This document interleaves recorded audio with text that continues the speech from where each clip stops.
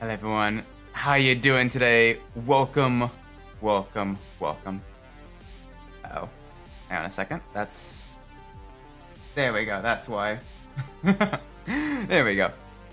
How's everyone doing today? Hope you're good. Happy Saturday. Today we're gonna be tackling the challenge series in Need for Speed Carbon, giving us a little bit of a break from the regular career mode, just to see what's going on. Hello Isaac, happy Black Friday.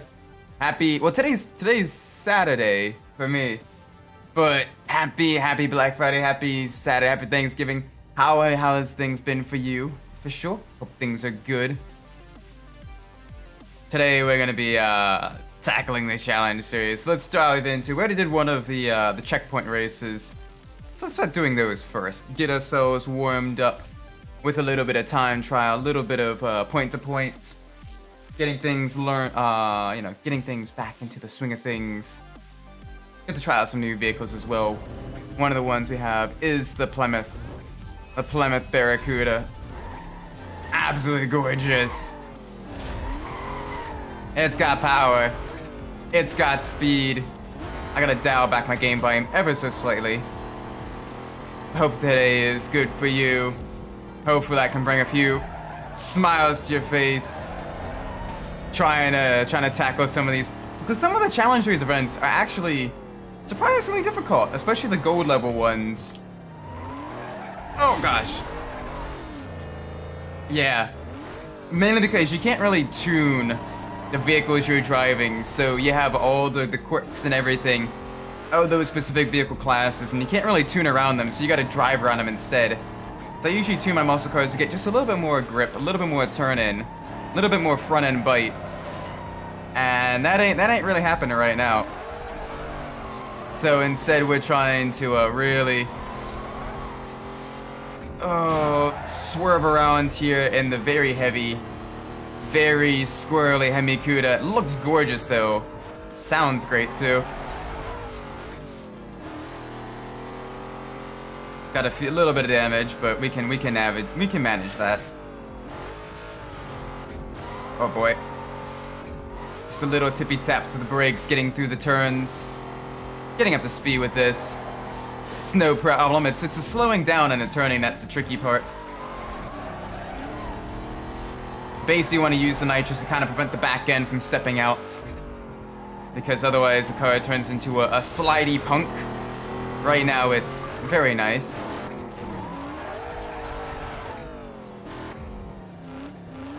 Don't want to lock up the brakes either. Very easy to lock up the brakes in the muscle cars. So you do have to tippy tap the brakes there.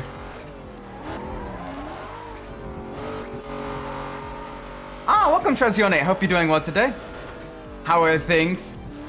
Yes, my favorite car of graveyard cars. Yes, the muscle cars. Absolutely risen from the dead with massive power. No, they still have their old style handling though, which makes things a little bit tricky. Hello Isaac, hello Fonty. Hope you're doing well.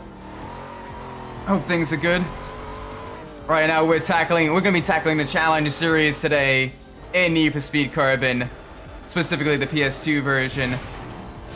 So some of these challenge series events are actually genuinely difficult. Come on, swing that big booty the other way around, please. There we go. Alright, the silver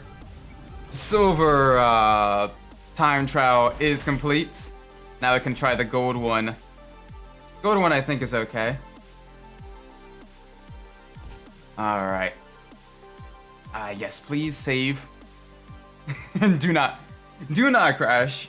For those of you that don't know, our Max Payne playthrough had to come to an abrupt end last Tuesday because the game crashed while it was loading, and it completely corrupted all of our save data. So we're going to be doing a different Rockstar game this coming up Tuesday.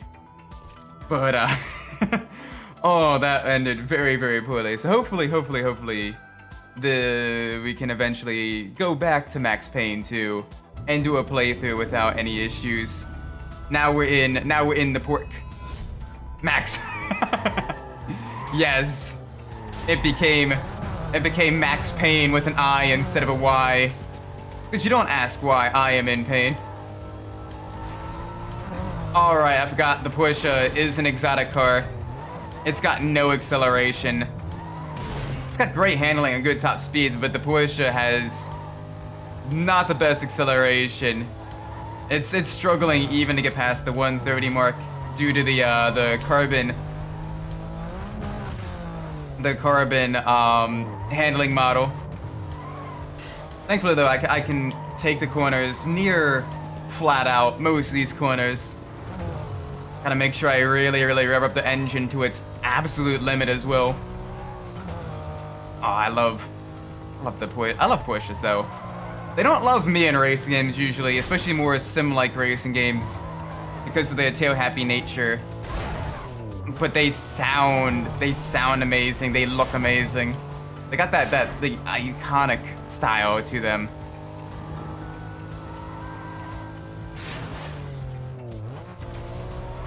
Alright. Through the industrial area of Silverton. Take as many shortcuts as possible. Down in the second gear. Through the alleyway, that shaves off another second there, give or take. Slight tap off the wall there. As you can see, I'm still used to most of the handling of the muscle cars. Not used to vehicles actually having some decent turning. This is going surprisingly well so far.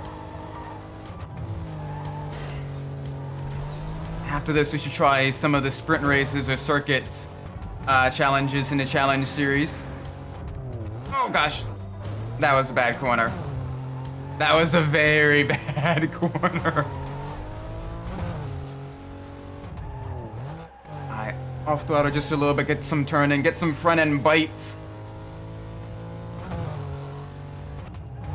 I love the Need for Speed games. The sound is always just really good. It's like, it's obviously it's exaggerated and everything. But it's not to the point of being unrealistic. Like it's like just extra. It's what you'd expect the cars to sound like, but extra. But especially for a PS2 game, like this is really good. Not like the guys, the Drift Donuts, and some of the crowds around during the car meets. Hey, I'm not driving a Mustang yet. I'm not driving a Mustang yet. Waiter, more crowds, please. Or the street takeovers. Oh gosh, yeah, the street takeovers are absolutely terrible. A couple of them happen in a city I used to live in, Baltimore. And it's an absolute mess. Usually though, the ones close to me in Baltimore and everything are usually the like dirt bikes and ATVs and stuff like that people are being absolute menaces to society in. They give the car community a bad name when people do that type of stuff. It's very dangerous, and it inconveniences a lot of people as well. Don't do that. Try to work with your local organizing body to you know, not have street races and instead have other forms of grassroots motorsports, whether it be the NASA or SCCA in America, whatever the equivalent is in your country. Highly recommend at least working with them and trying to get something organized. Because here's the thing, autocross can be held in pretty much anywhere, all right? And autocross is like the key, like grassroots motorsports. It's super safe, and it's fairly cheap as well, which is why I like it so much. Because it's something that's like pretty much anyone can do, and it's very nice. Highly recommend checking that type of stuff out and trying to get some of that type of stuff organized in your car community as well, with like, you know, the governing bodies and all that stuff. That could be a lot of fun. Oh gosh, the Brera.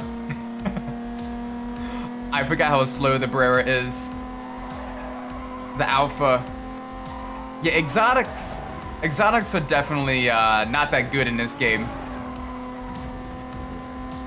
They don't quite have the handling to take the corners flat out like the tuners.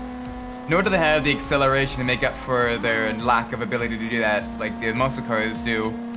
So they're just kind of in a no man's land of being kind of mediocre. And there isn't really much way. There isn't really too many ways you can drive around them. All right, little tippy tap of the brakes, get the car turned in. They're also where most of the front-wheel drive cars are as well, with the Brera. I mean, we have one front-wheel drive, two front-wheel drive tuners, three front-wheel drive tuners with the Golf. No wait, that's four-wheel drive. You have the Eclipse GT and the Mazda 3 as the two front-wheel drive tuners, and you have the Brera as a front-wheel drive exotic. But yeah, tier 1, the exotics are definitely a very, very bad class because you have the Brera, which is front-wheel drive, and then you have the CL500, which is just very heavy. And heavy cars in general in the black box era are not really that good, with the exception being the muscle cars in Carbon.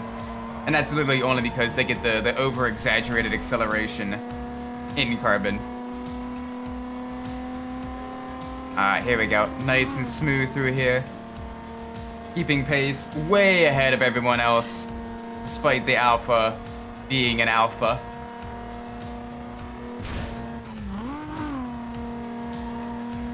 It does look nice though. I kind of like the Dragon vinyl on it. Like it does have some cool paint jobs. The cars in the Challenge Series events do have some really cool customization, and I like that a lot. But oh gosh, it does not handle well. I'd tune this for just a little bit more oversteer, just to get the car to grip a little bit better, turn in a little bit better through the turns. Use a little bit of that lift off oversteer, and then catch the slide with the front wheel drive, getting on the throttle. Oh, because here it's just understeering. Here it's just understeer for days. Still gonna be an easy win though, because it's the bronze level events. The silver and gold ones would be a lot more difficult, especially the gold ones. The gold ones do get surprisingly challenging. Close for most of them. The silver ones are doable, but if you gotta actually be awake for them. And then the bronze ones you could sleepwalk through and win, no problem. But yeah, right now, nice and easy, nice and smooth. A lot of very high speed corners.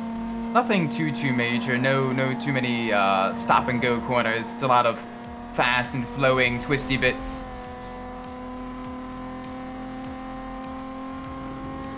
Come on. Get as high up there as possible for the RPMs. And across the line. Nice. Yeah, the Alpha looks gorgeous though. I absolutely love the look of a lot of the Alfa Romeos. Especially that the V-shaped front grille. It looks really nice. It's just a shame that a lot of the vehicles, one, weren't imported to the States.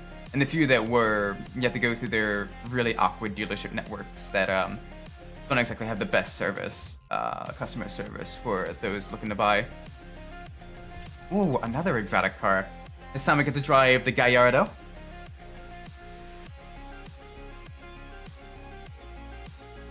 Which was based off of the Ital design Calla. V10, four-wheel drive. Very fast. Up against some tuners, up against another Gallardo as well. And of course the Challenger concept. It's strange how little the Challenger and the Challenger concept differ from each other.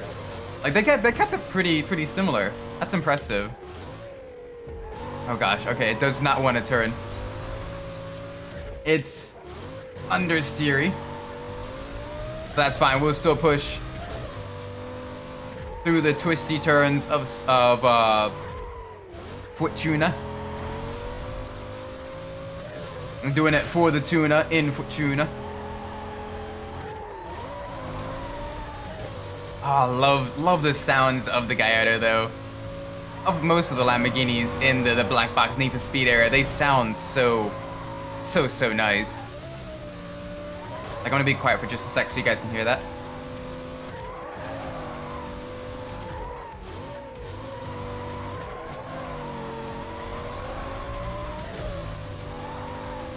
Like, that just sounds so good.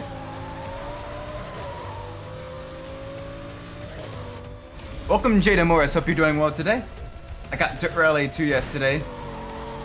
After a 3-month hiatus, managed to get a time rank 570 in the world on only my second run in a rear-wheel drive car at Monte Carlo. Nice! Monte Carlo is a tricky track, especially if you're doing one of the stages with lots of the ice patches and everything. But oh my gosh, it's definitely one of my favorite stages in the Dirt Rally games. Because of the tight, twisty nature of the courses. It's just a lot of fun. That and snow tracks are really fun in rally racing as well, because you have to deal with, you know, the really cold temperatures, the really slippery conditions and everything. And you're doing that basically on like a tiny like mountain pass, and it is so much fun through the tunnels. You know, it's definitely one of my favorites. Another favorite type of stage that I like, which is very similar, but it was in the Sebastian Loeb Rally Evo games, was the oh gosh, I forget the name of the stage, but it was a really tight tarmac only stage. Oh gosh, my mind is blanking. I can see it. It was during like the springtime, and you're running basically up the mountainside of the Italian countryside. They don't run it on the WRC calendar anymore. They used to. Corsica? I think it may have been the Corsica Rally, but I'm not too sure. Or maybe it was was it San Remo? Maybe it was like something like San Remo, but something like that, where it was the you know, very technical track, very tight technical stage.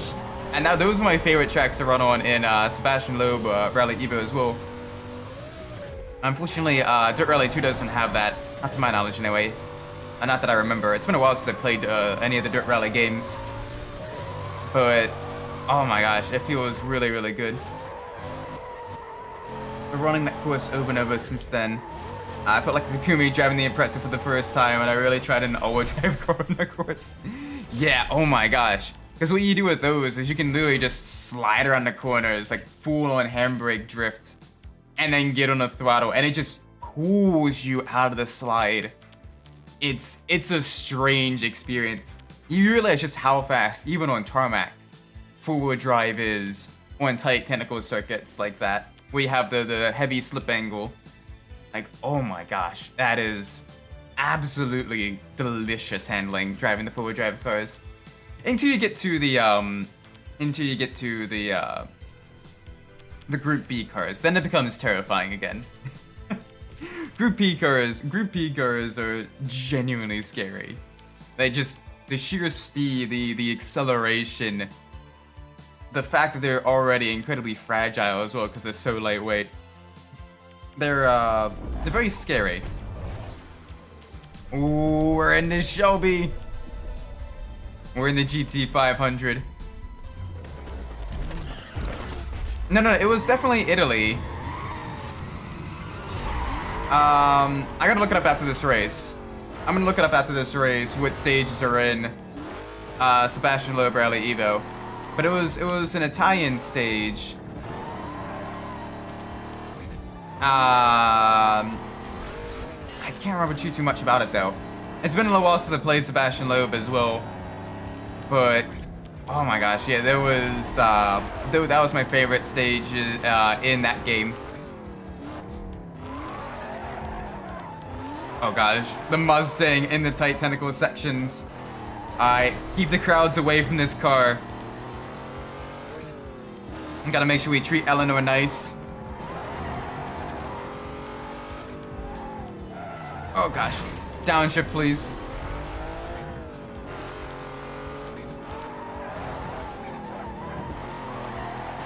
And you can tell it's heavily modified as well. You can hear the supercharger whine as it's going through the course. You can hear the heavily modified race engine.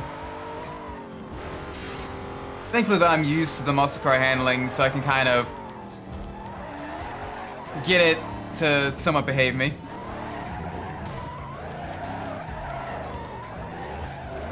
Oh gosh, that didn't work out well. Rally Descenti is the stage in melee run from Monte Carlo. Feels like I'm the rally version of Initial D. Nice, super cool. Yeah, I love the more tight technical rally stages like that. One, it feels more manageable, and more so a test of like the driver. This is gonna sound like a hot take, but it feels like more of a test of the driver's ability to navigate corners rather than the driver's ability to like follow directions or get lucky. My least favorite tracks are Finland, because Finland is very, very fast, but it's also very, very bumpy, so you catch lots of air. And if you don't hit certain corners like pitch perfect, like you've basically memorized them, it's your car is totaled. Like it's a fine line between basically having a really, really good run and getting totaled in the Rally Finland.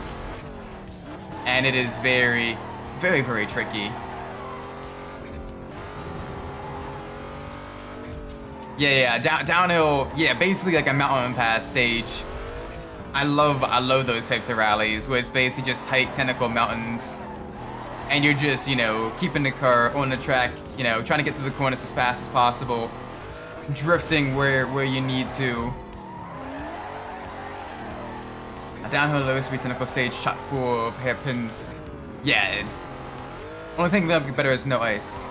I don't know. I kind of like the ice though. It's a lot of fun with the ice because then you get really, you know, squirrely. It's very slippery, and you gotta really know how to handle your vehicle in adverse conditions when it's already incredibly tight and incredibly technical. Yeah, it's really fun. Believe it or not, one of my favorite classes in Dirt Rally 2 is the R2 cars, the little. No, not the R2. The little tiny front-wheel drive cars. I think those are the R2 cars, like the Opel Adam and that type of stuff. Those are actually a lot of fun. Okay, let me look up the actual stage.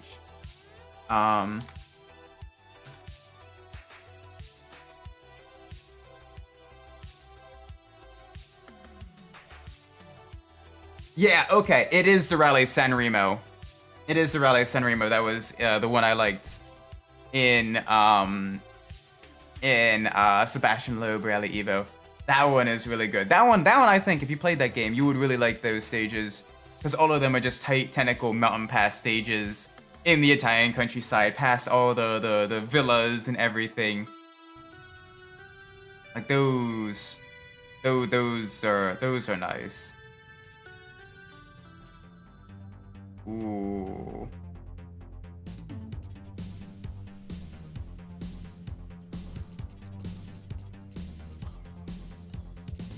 Ooh, we have the extra challenging Challenge Series ones here. It's not the best reward your time in the Renault 5 Turbo. It is twitchy. Other than that, it's the best power ratio in its class, and still pretty light. Yeah, it's super lightweight, super twitchy. Absolutely gorgeous though. Love the way it drives. You just gotta be really careful. You gotta be really good at the heel toes as well, which that's one of the few things I'm not that great at, is the heel toes. I definitely need to improve on that aspect.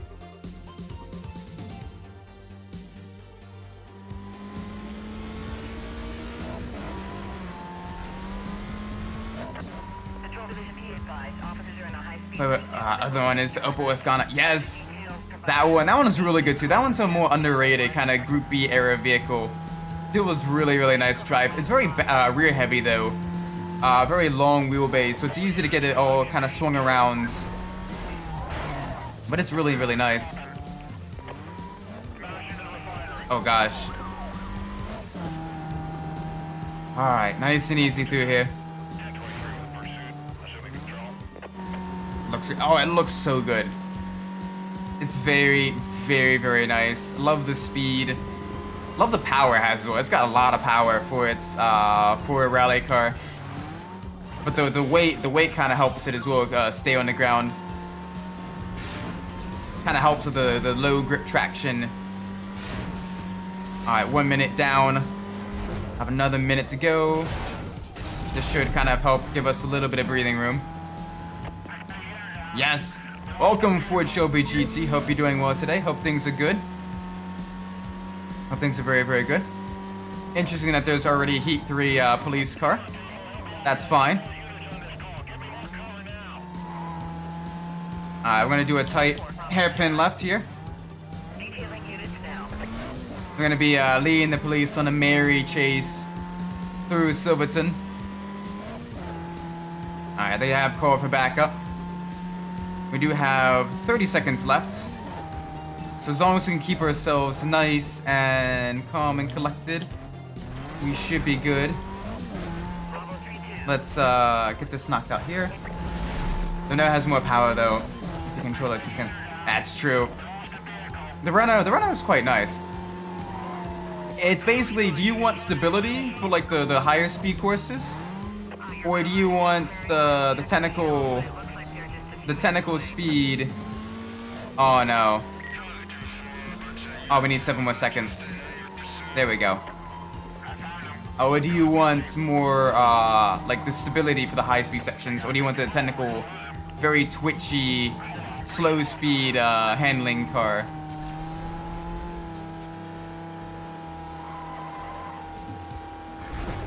All right, there we go.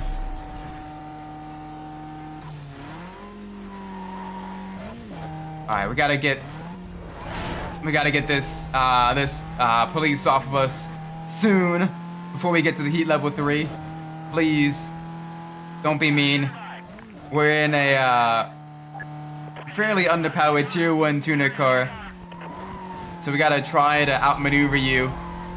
The police definitely feel a lot faster in Carbon compared to most Wanted, because in Carbon the cars are slowed down by a significant margin. Already struggling the hairpin, but the car absolutely ate up the straights. Yeah, it is very, very nice, the vehicle handling in the twisty bits, and in the slow straights as well, like the short, very, very short straights. There we go. Okay, get juked. Get juked.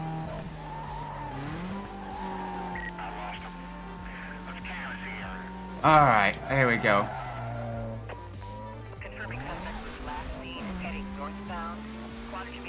Alright, we're doing good. No more police presence. Let's see where anything else is. Let's be nice and calm approaching this intersection. Let's see what's going here. Oh, cool. That's where you are. Nope, you're not going that way. But yeah, the Renault would be absolutely dreadful though on a track like Finland or what have you, or even like Australia with the sheer speed that you reach on some of those.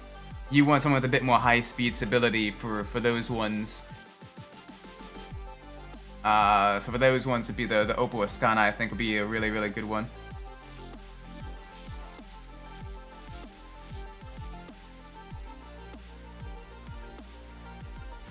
Alright, let's tackle another one. We'll get to try it 5 minutes in the dump truck. Oh, I remember this. This one's a difficult one. This one is a very difficult one, because it's so slow. You're basically just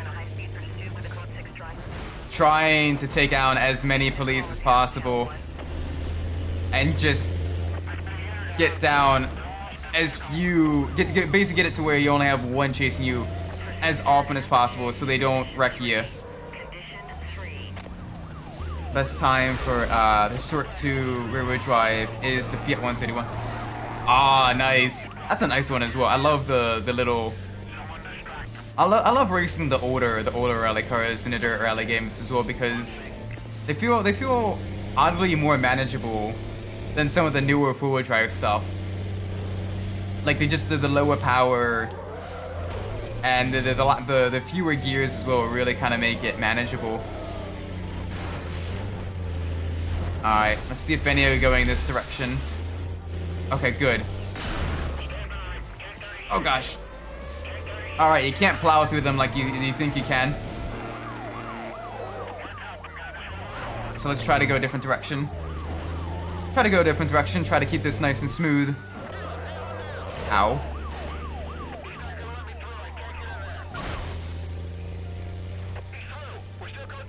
Alright, nice and gentle.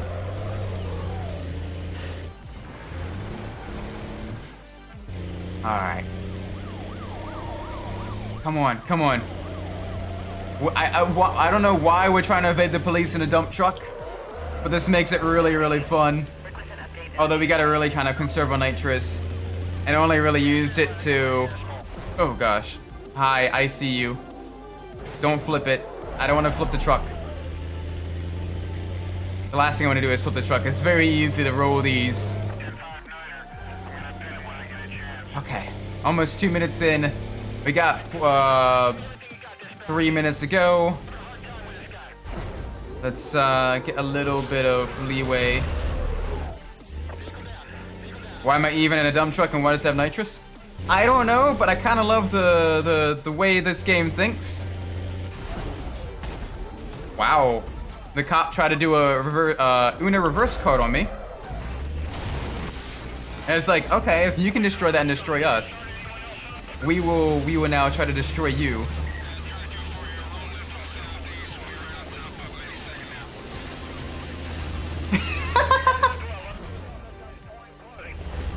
There we go. There was a bit of an audio glitch there where it kept replaying the same audio file over and over. Hi. Yeah, you're gonna be in having a bad day here. There we go. But I love the fact that the dump truck has nitrous. Oh. Come on. That's not good. No, no, no, no, no, no. Come on. I'm not lost. Hey, honk, honk. I'm literally right here. Cool. There we go. Get spun. Get rotated, idiots. Oh, gosh. Alright, cool. We're having a little bit of, now we only have one vehicle after us. We're getting very aggressive, though. The pizza is getting aggressive. Pizza needs to be a little bit less spicy. There we go. Hi there. I like the fact that the dump truck, because it's classified as a muscle car, actually has some pretty solid acceleration and top speed in this game, at the expense of having some of the worst handling you could potentially find. I also love this unmarked pursuit breaker. Oh, get juked. Get your ankles broken. Get your ankles broken.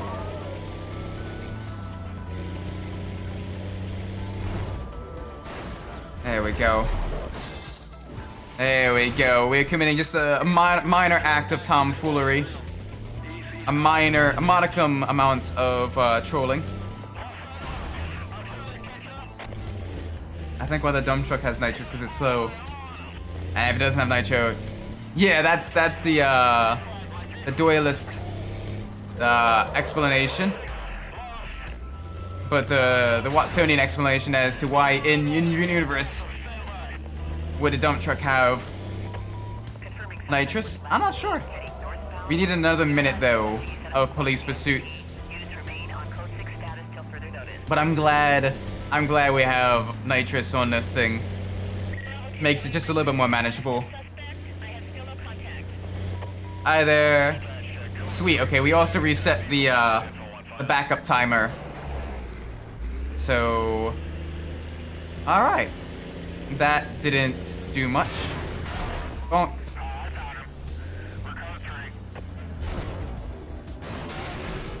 Get rotated. Get tossed. Alright, we need to get out of Kempton.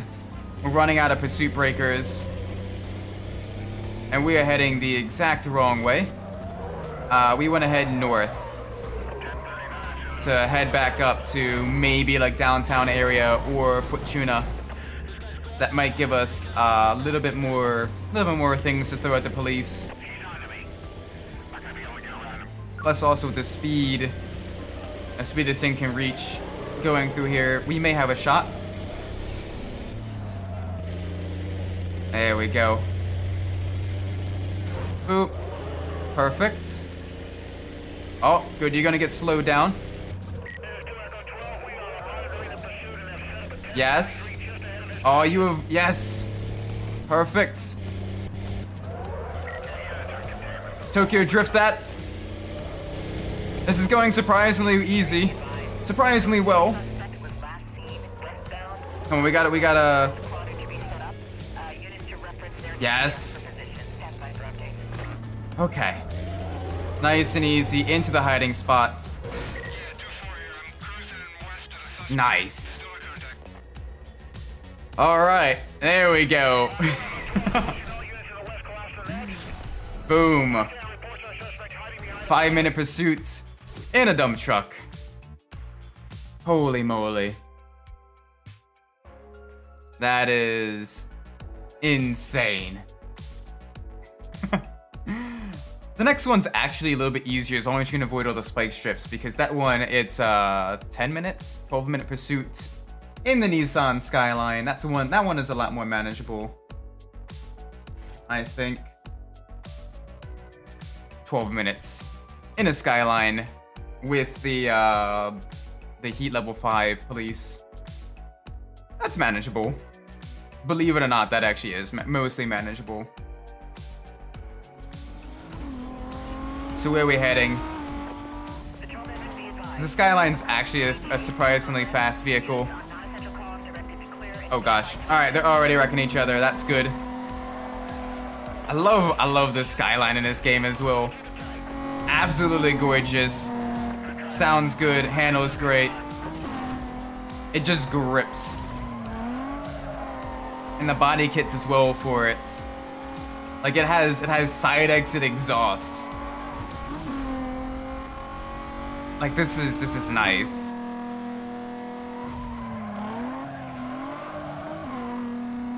Oh gosh, I have so many police as well, it's causing some slight frame drops. We're doing well. Reaching some real high speeds too. Oh, well you ran over the spikes. There we go. Nice. Sweet. Got another vehicle that has been wrecked. Another vehicle that has been removed from the chase. We could probably keep this going for a little while on the highway. Just keep them coming after us. See how fast we can go from basically Silverton to Kempton.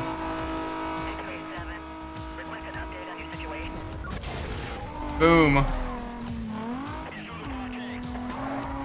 Jeez, and they are right on us as well.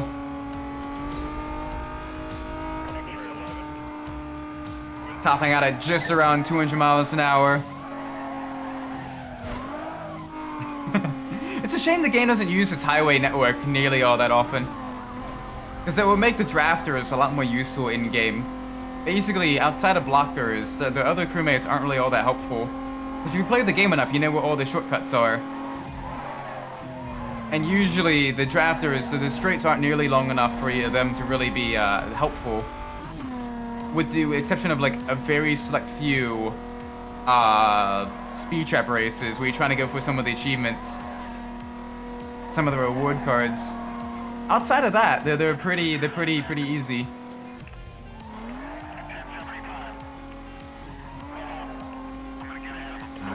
There we go.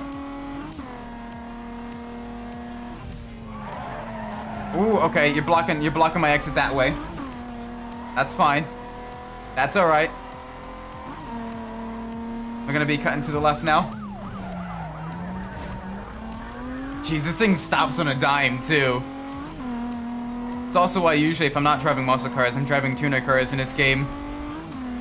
Get the all-wheel drive acceleration, all-wheel drive grip of the Skyline with the tuner handling model. And that comes with tuner brakes, too. So it just has that grip. There we go. Thin the herd a little bit. There we go. Get them to collide with each other. Alright, into the spillway. Let's go. Stay with me. About a quarter of the way done this challenge.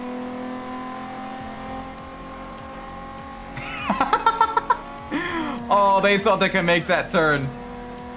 They got juked. Jukes for days. Yeah, you are. This is what happens when you have a car that has insane amounts of grip. I gotta be a little bit careful here. Gotta hold this one down for a while. Because otherwise it's gonna do the cutscene. There we go.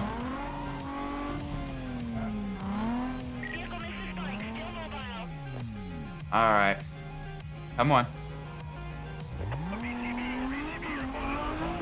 Alright. Now into downtown. Third of the way in.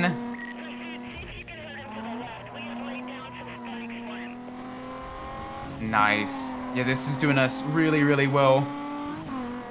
We only got one pursuit vehicle after us, so let's just have them tag along.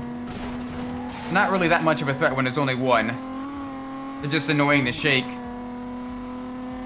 So we're not going to really be wasting too many of the pursuit breakers on them. It's going to keep it nice and smooth. Heading through downtown, heading through the twisty areas until we get a whole bunch of them on us. Hello, welcome Mr. Midnight, hope things are good for you. Happy Saturday, happy day, day after Black Friday, happy day, 2 days after Thanksgiving. Hope it was fun, hope it was good. Oh man. Right now we gotta do a 12-minute pursuit in the Skyline to complete the Gold Pursuits Time Challenge challenge series. And so far we're doing good. We're 5 minutes in. No issues here. Keeping the herd thinned. And playing some Underground too. Nice. How's Stage 5 treating you? How's that Mustang handling? I know you mentioned you recently got that, customizing with the flames and the skulls and everything. How is it driving? Alright, here we go. Now time to start thinning the herd. Only have a few races left. Nice. Nice, nice, nice. So you're getting really, really close to the end. Really close to 100% completion.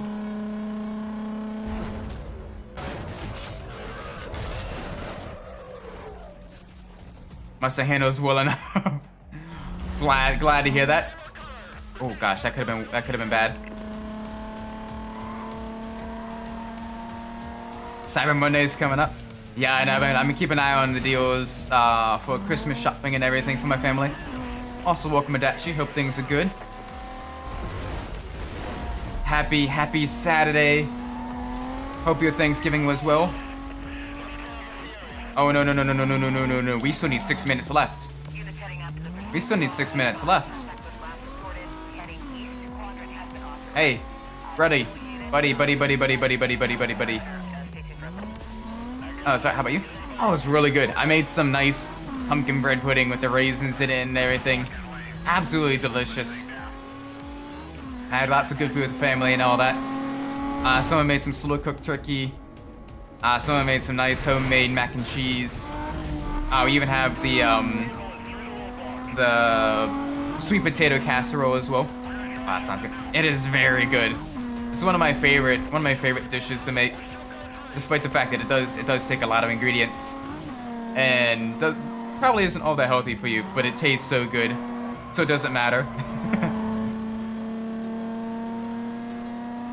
All right, where are we heading now? We're gonna be heading, I think this is back into downtown. Have to tell folks if they're making yams.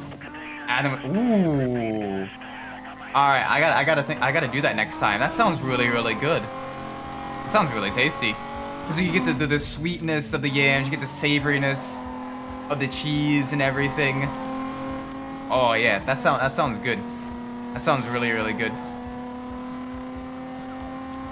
One of my favorite Thanksgiving dishes is the sweet potato casserole, though, because basically it's like a graham cracker pie crust with the sweet potatoes, like pureed sweet potatoes in it, mixing with cinnamon, nutmeg, and all that stuff, and then it's got toasted marshmallows on top, and oh, that is really good. Get juked. SUVs can't handle my moves. Alright, 5 minutes to go. Let's start thinning the herd a bit more. There's a whole bunch of you. Ooh. Alright. That's the stuffing Grandma used to make. Oh, did she do the homemade stuffing? The homemade stuffing's so good. My family hasn't made it in a while, but when we used to make it, oh, it tasted so good. I gotta get some of the recipes from my family members as well.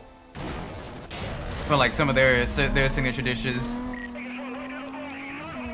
That was, oh, nice. Yeah, that's the one thing I want to make sure I do is, Was it using giblets? I don't know what she used. Ooh. Yeah, I'm not too sure. I know my family, they use like the Italian croutons. And I kind of soak them in like basically like a turkey broth or what have you. And they mix in like the cranberries, and then I think they also had like the turkey giblets in it as well. That was mixed in, and it was good though. It tasted really, really good. It used to taste really smooth and fresh. Oh yes, I really like the ones where they add the cranberries into it though, because it's kind of that mix of sweetness and savoriness. Didn't break me out either since I'm allergic. Okay, so it didn't have celery. Really? Allergic to? Wow. Jeez, that's gotta be a bit rough though, because a lot of like the hors d'oeuvre foods and everything they uses like celery as a base and stuff. That's rough. That is very rough. We used to just mix them together.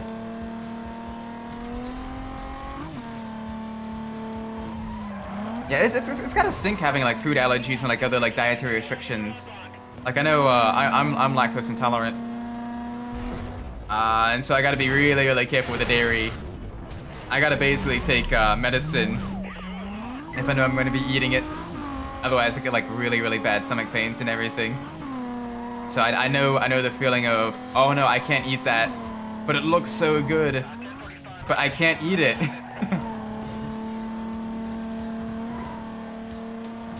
Oh, thank you.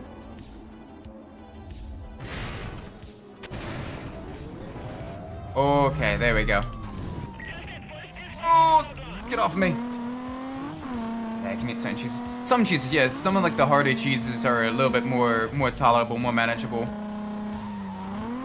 But some of the softer cheeses, like cream cheese and stuff like that, nope. Yeah, that's true. The lactose-free milk and like the almond and oat milk really helps out a lot.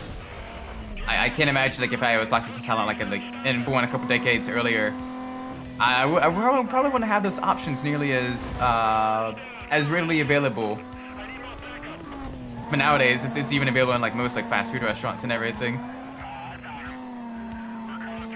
Same, so I did the research. Yeah. Jeez, it's rough, but you know, it's not too bad. It's more manageable nowadays than it was, a couple decades ago. And you swim it. Jeez. Yeah, of all the different like milk variations or milk substitutes, my favorite is still oat milk.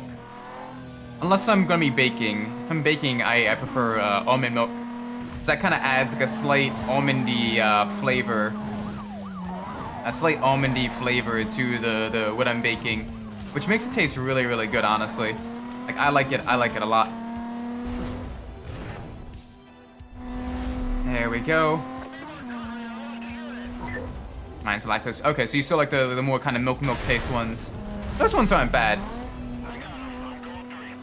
But I've since found I kind of like the milk substitutes more than like the actual milk sometimes for the taste. All right, minute and a half. Minute and a half left.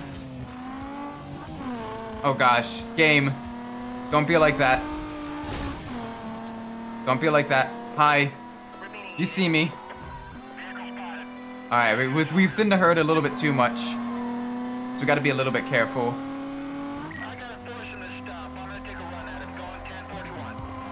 Alright, nice and easy. Boop, boop.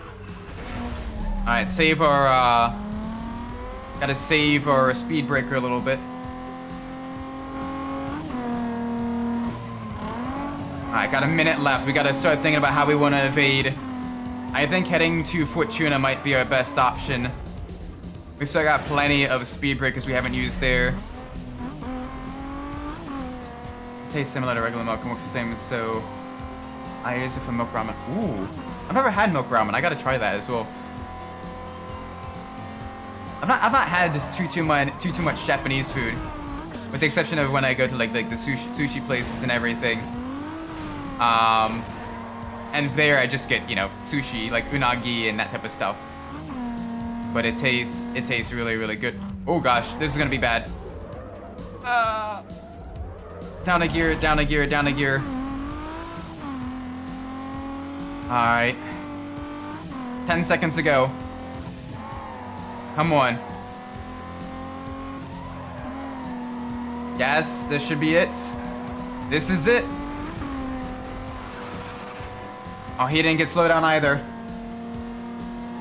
Alright, we gotta evade quickly. We gotta get you off of our tail. We need a pursuit breaker shortly. Or we need to find a way to evade. Oh gosh. Down a gear, down a gear. I was gonna do that for the pull down. Ooh, that sounds really good. Absolutely love learning new recipes and everything. Okay, good, good. This should be it. This should be it. Yes. Yes. Alright, gotta go into the parking garage.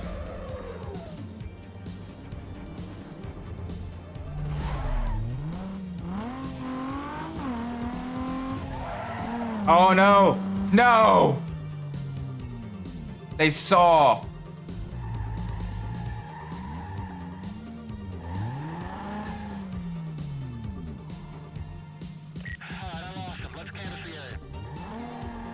No! How did you see me? There's no way they could see me!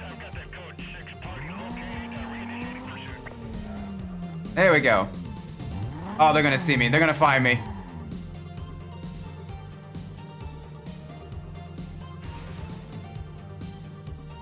No way!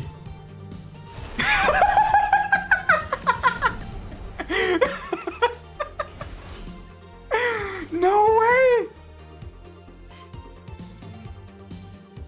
That was... Holy cow!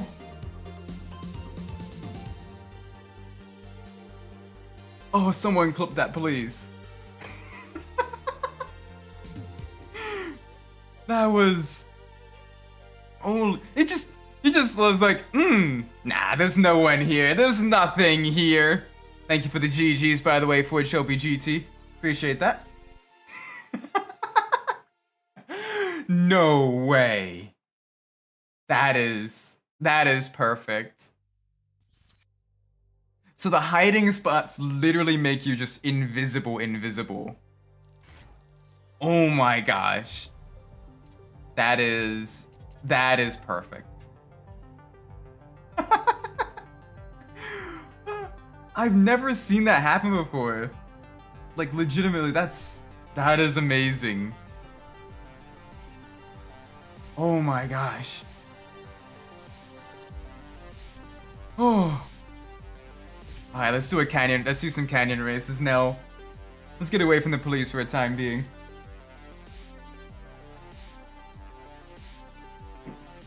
Oh my gosh. There should be a clips channel. There should be a clips channel on the Discord. Yeah, under birthdays.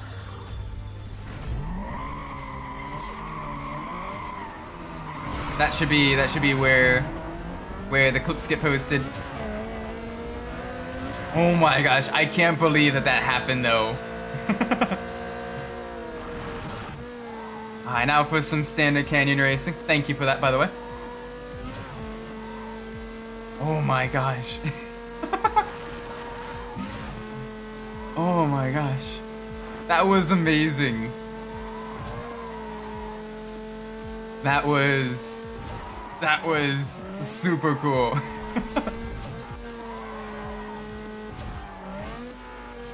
Oh my word. I thought for sure I was gonna have to make a run for it when he was coming down, when he was coming into the parking garage. But no. You just, it's like, there's no one here. Let me crash into a wall. The cops could see you through the wall if you're on the one side, but can't see you when you're out in the open as long as you're in the circle. The cops are the sea bears. You gotta protect them. You gotta protect yourself with circles. Because they're sea bears. Not ovals. Not ellipses. But circles. Look at Underground 2 gives you enough money to build a 5-foot garage. Yeah, I think Underground 2's economy is probably one of the better ones in the series. It's basically like, yeah, you use enough money to kind of really... Like, it's not too much where it's just money for nothing. You can just buy everything. But if you're smart with your money, you have enough for 5, fully built cars of your choice. And then maybe probably like a 6 car as well. If you decide to trade one in. But it's still, it's a decent amount. Oh man. Meanwhile, Carbon's economy is once you get close to beating the game, getting money is very difficult. So you gotta really save up your money in order to get that $1 million. Because it's tricky. There we go. First canyon race, nice and easy. Probably finish the game today. Nice. Nice.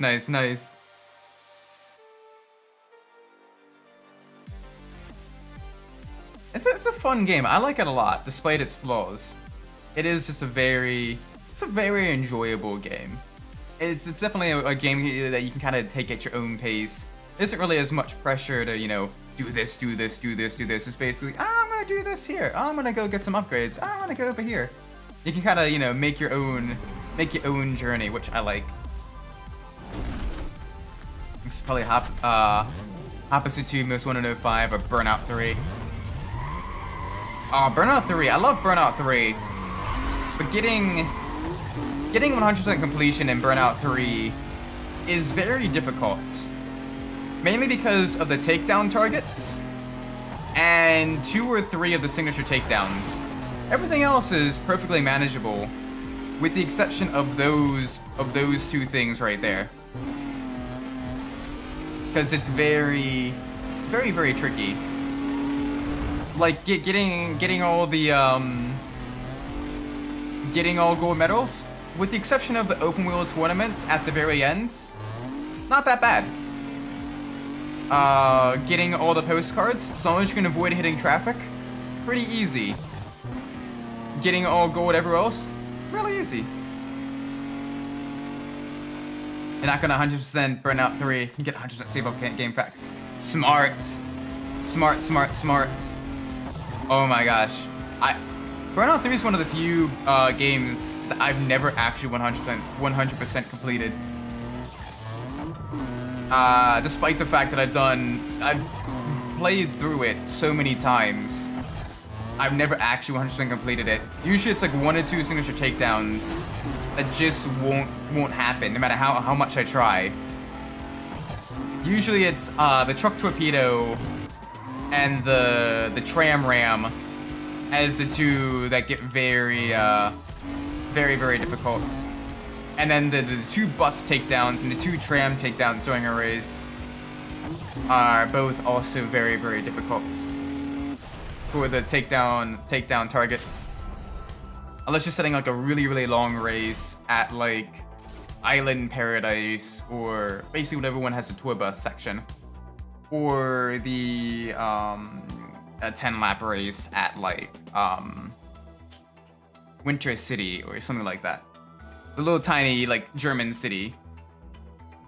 The really short one. The really short track with like the rectangle roundabout. Those 2 are kind of like the only tracks you really kind of do those takedown targets in. And even then, you gotta really, really kind of force it. Because it's not easy. Not easy one bit. It's very tricky, very challenging.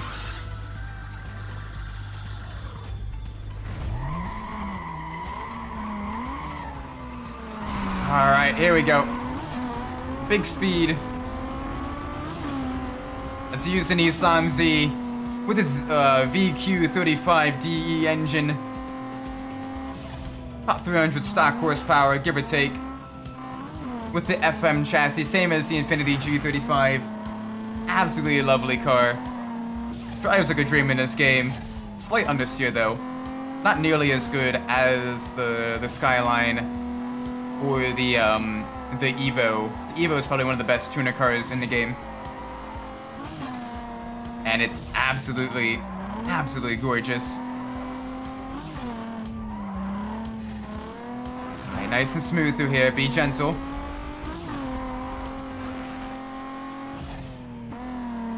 Nice. Nice.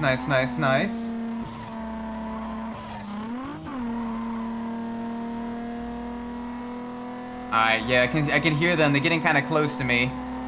About a second. Okay, about half a second behind. We can manage this. Nice and easy. Nice and easy. And this will kind of help us get more of the reward creds done as well going through this. Plus, it's a nice break from the career mode. So I get to try out more vehicles. Get to do a couple of other challenges. Get to kind of, you know, get a bit more variety in.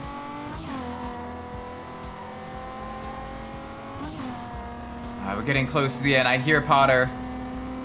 Yeah, Potter and the SLR behind. Alright, this is gonna be a little bit tricky. We've got a couple corners left. The SLR basically kind of was a muscle car in Most Wanted. Not the best handling, but insane acceleration. So it is actually a surprisingly good exotic car in this game, because it does have the improved handling. But the it kind of keeps a lot of that acceleration as well.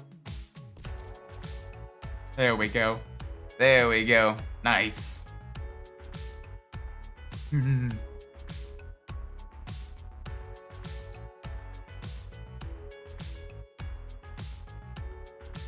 Alright, let's see. So we've done those. Alright, what else do we have? Ooh, let's do a drift event. Let's do the drift ones. Try to get the gold of the drift events. And then maybe another pursuit of the pursuit challenges. Try to keep it nice and varied.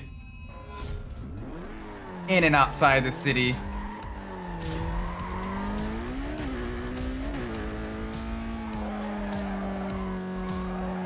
Oh gosh, the Europa doesn't have acceleration.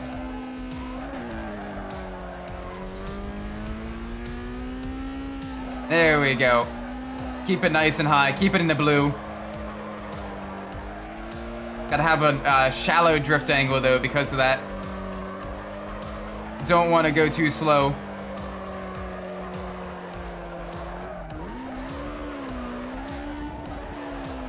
Come on, keep it mostly in the blue. There we go, that's better.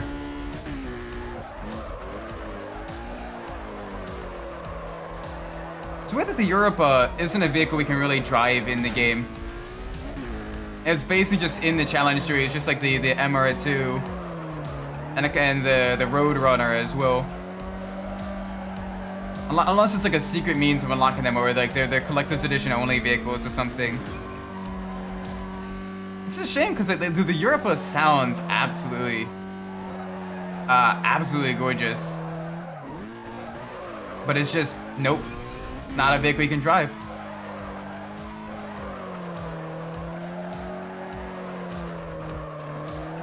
Alright, nice and easy. Do the twisties. You're gonna have a slight tippy tap there. That's fine. We are, oh gosh, miles out of the competition in terms of our points.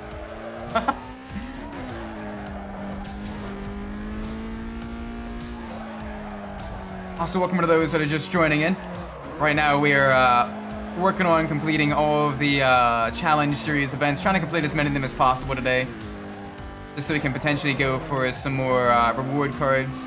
We're eventually going to be trying to work our way towards 100% completion in the game, as difficult as that may be. This game is a fairly tricky 100% completion. There we go. Nice. That's the bronze drift event done. Yeah, nice. Way ahead of the competition. And the next one we get to drive. We get to drive this Supra. Is that a Supra? It is indeed a Supra. And the Supra is surprisingly good for the drifting as well, despite its heavy nature. Very, very nice. And then you have the Corvette for the next one, which is a little bit more tricky, because the Corvette is just insanely fast. See, you gotta really, really kind of fly through the corners.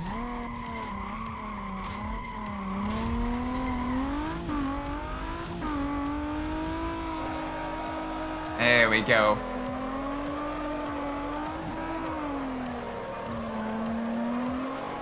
Boom. Try to get as much into the bonus zone as possible.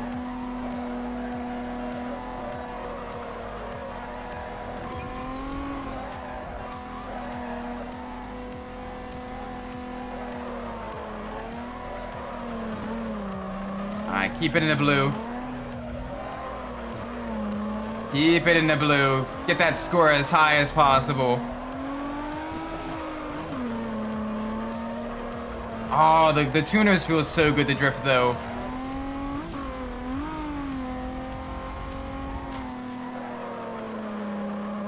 And the speed. Drifting in 4th and 5th gear through basically hairpins is kind of ridiculous. But in some cars, it just feels right. And that's basically the tuners. You get the tuners for the drift events.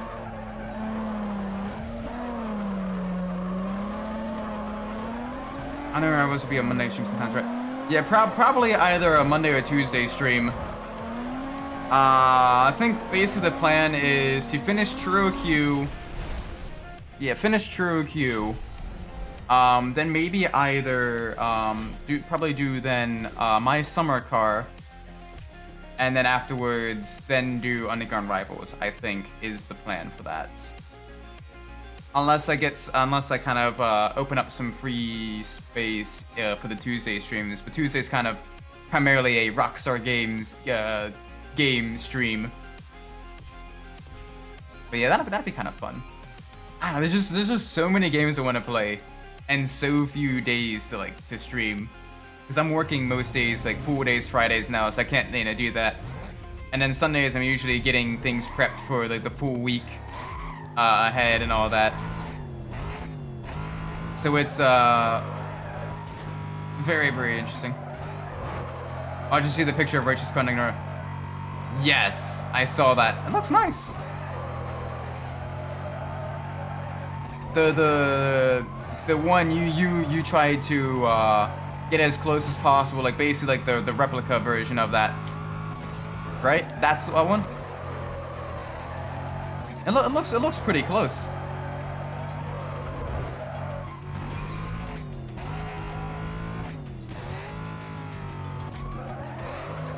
Oh gosh. Alright, gotta keep the Corvette under control.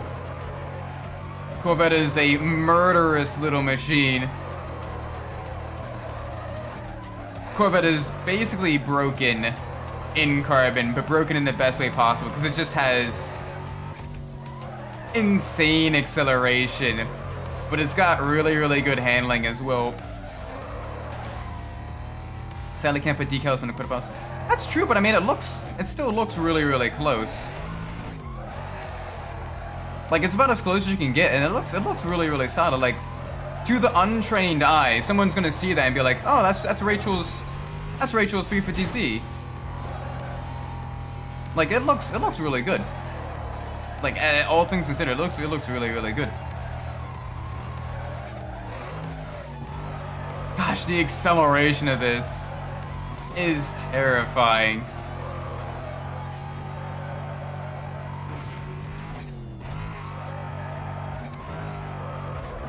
Oh, wow. And the way the car just suddenly gets gripped out of the corners, it's a tricky one. Thankfully, it's easy to get back up to speed.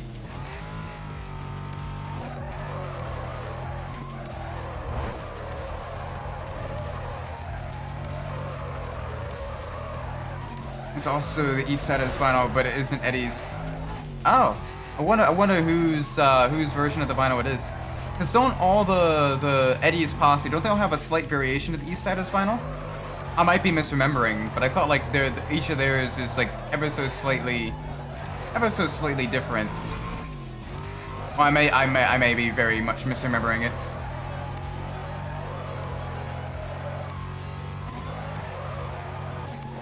Doesn't look like any of them. Oh, so it's a kind of a discount Eastsiders vinyl.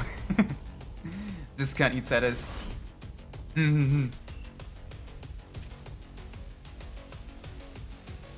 It's a tribute vinyl.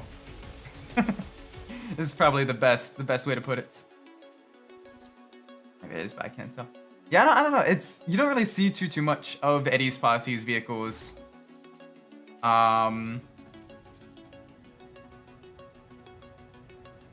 yeah, no, it's pretty bog standard. Plus, you know, we're usually racing too much to see much of the you know, much of the competition and everything. Although if you do pay attention though, it's kind of cool though in Underground. One thing I like about Underground is the opponent's cars. Some of the opponent's cars also get upgrades as well. Like throughout, you can see the cars visually changing throughout the career mode. Even like the regular, like, you know, generic player characters and everything.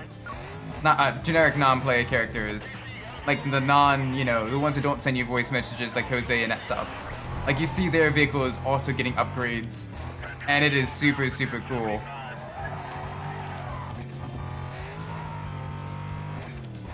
Also, something that bugs me about the 2015 is they put Chad's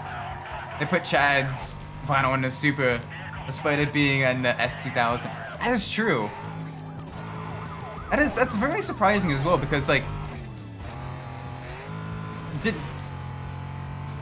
although that is another of the Underground reference right there. Just a very weird Underground reference.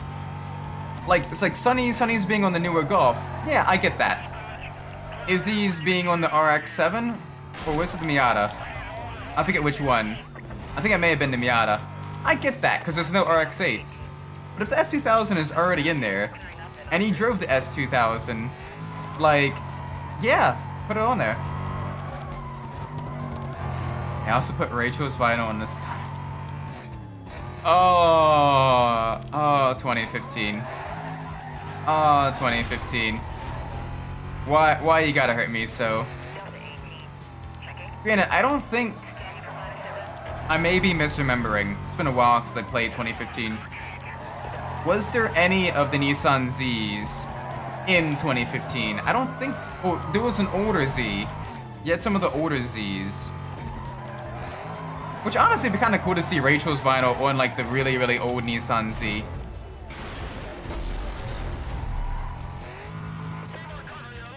Ah, we need one more police car wrecked. But instead they chose the Skyline instead, which is kind of sad. gonna send you pictures of Rachel Skyline. Alright, I gotta see that after this stream. Yeah, outside of like the really, really old Zs. Outside of like the S30Z. I don't think there was any other Nissan Zs in the game. But I may be misremembering. Alright, let's give him some chicken. There we go. Alright, let's get out of here. He's got smoke. Oh, come on, we gotta evade you and fast.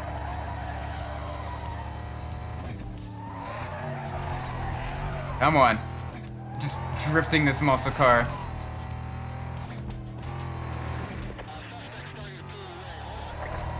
Oh, come on. Yeah, you're catching up. You're catching up. I see you. We need to wreck you and quick so we can get away.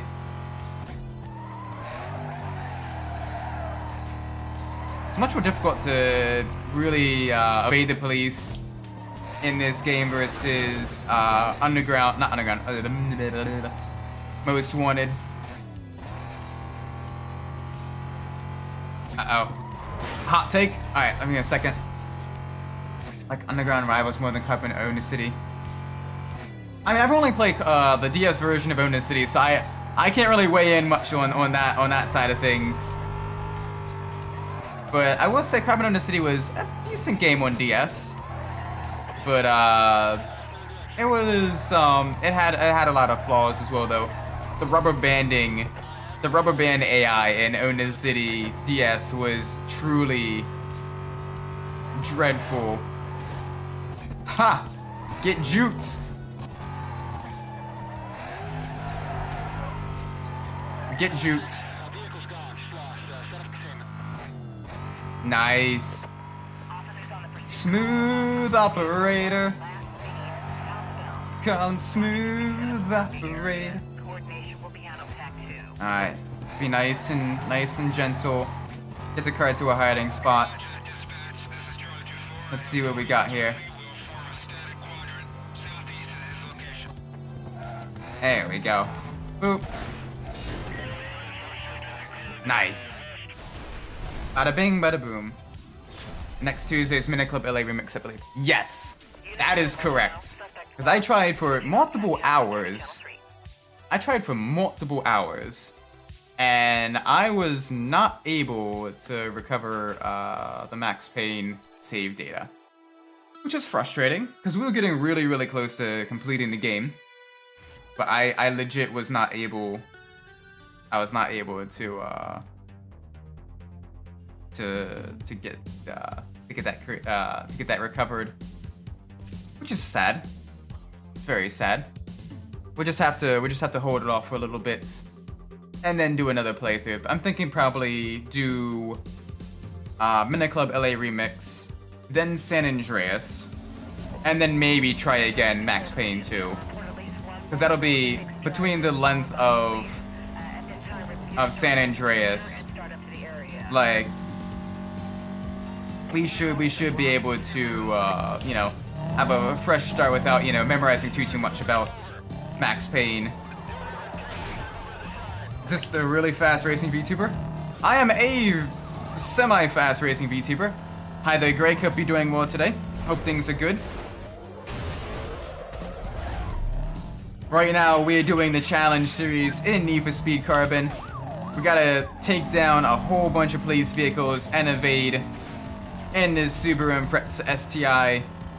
So we're gonna be rallying through the city, trying to take down as many pursuit breakers as possible. That literally got none of them. Cool. All right. Awesome. How be things with you? How did the race go today? How was Spa? For context, he just got done racing the track GT race in a set of corsa competizione at Spa-Francorchamps. The race didn't go well, but it was fun. Uh-oh, what happened? Did Radion murder you? Gradion is a very tricky corner. At Spa, you basically have to fully commit. And if you're off just by a little bit, your car will go off and hit a wall. It's a very high commitment corner. And if you back out a bit, or you get scared, or you just, you lose focus for a split second, and a P18 from 26. I mean, that's still really, really good though. Like you gained so many places there. I mean, that's 8 places gained compared to qualifying, so that's impressive. Good racecraft, good strategy, and everything. It is now nice. Alright, I need to get more vehicles taken down. These police, I need like 10 or 15 takedowns. And that was a question. Is it now? Huh? It's what now? Oh, yeah, no, I mean, this is great. Yeah. Like, that was really good job, making up, all the positions and everything. Like, that's good stuff. My apologies. My brain is, like, frazzled right now. But between the holidays and trying to navigate, just trying to get groceries during the holidays as well, when everyone being crazy. It's a little bit hectic. Alright. That didn't get them either. Cool. Alright. Send more people for me to wreck. Please. There should have been way more than 3 police cars wrecked. Send a roadblock? Maybe? I need a roadblock. Oh, the Choco Convoy Sticker Star Series ends today. Oh, cool! Are they doing any self-imposed challenges, or is it just playing through Sticker Star? That's really cool, though. I'm glad like the older games are still getting love, though. There we go. That's one more down. Stop running away.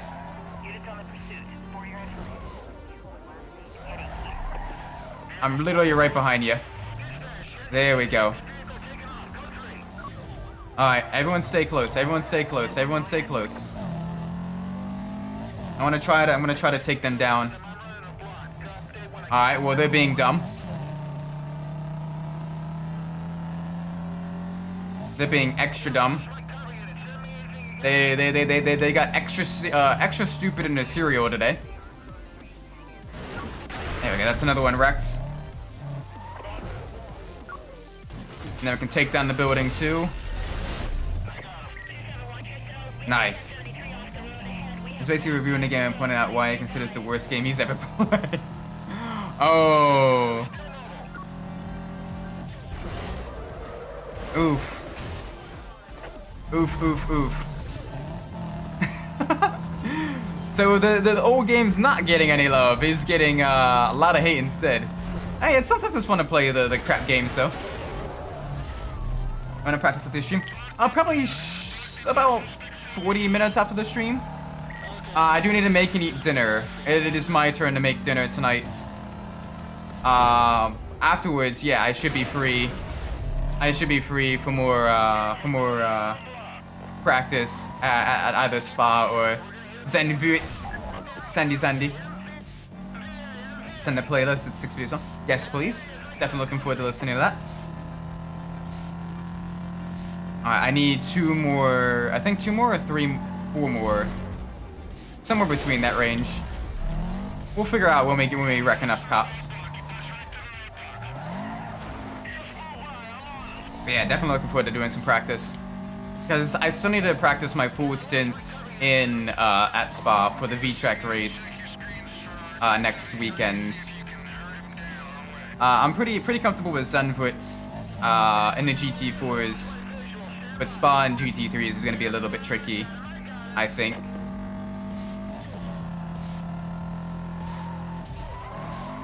Come on, I need you to send more police. There we go. That's something for me to wreck. Boom. Boom. Alright, so it was 10. It was 10, that's good. Oh, it may have been 12. One of the two other. Can't wait for them to rip into the final boss fight. Is it really that bad?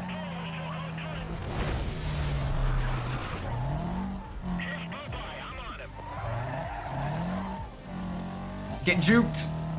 Get juked.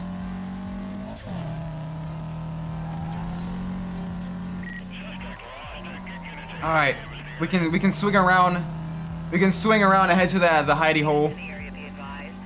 What makes the final boss fight so bad though?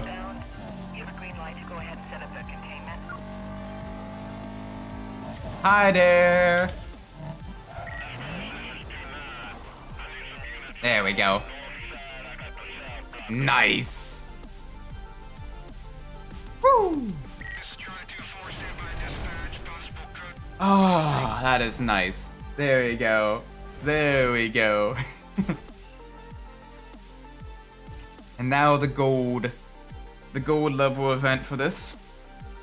And that's in the Chevelle. Yeah, they use thing stickers and the fight is super easy, or you can actually play the 30-minute grind fest chipping away the health bar. Oh gosh. That sounds...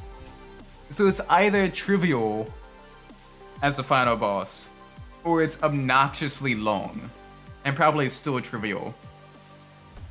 Ew. That's gross.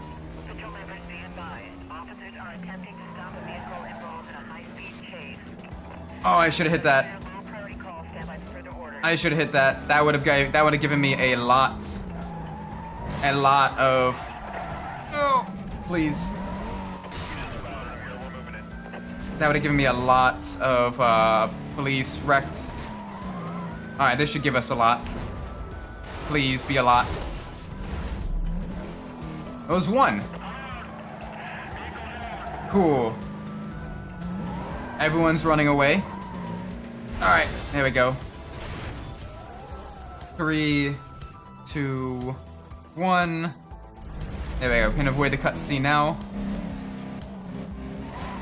Really? Still? Police! Let me wreck one of you.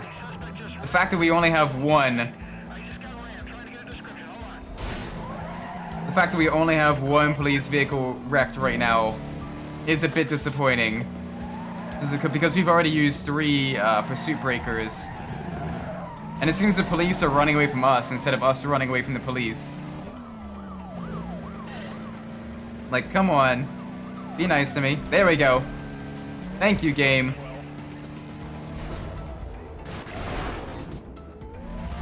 Wait, there isn't a playlist? Oh, I know.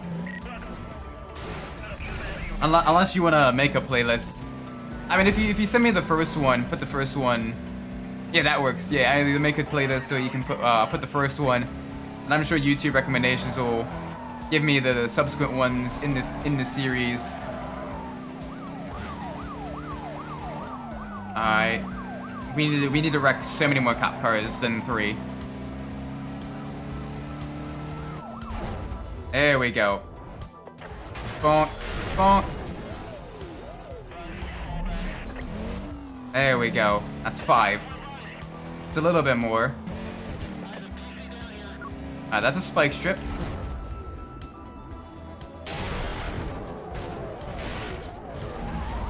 There we go. That's 7. Nice. Alright, I want to start heading south. I need to get away from Silverton now. So we've used up a lot of the different... Really, game?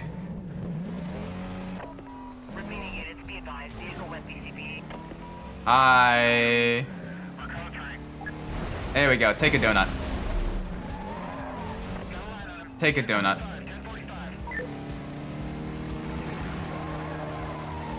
I will say it's a lot easier to wreck cops in Most Wanted than it is in Carbon as well.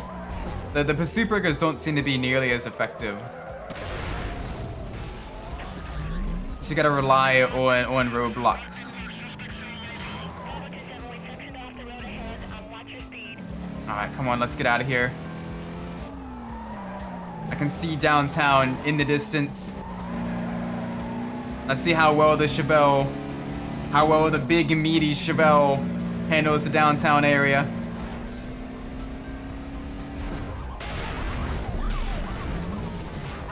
I'm surprised that didn't end in either of them getting wrecked. One of them flipped over. But okay.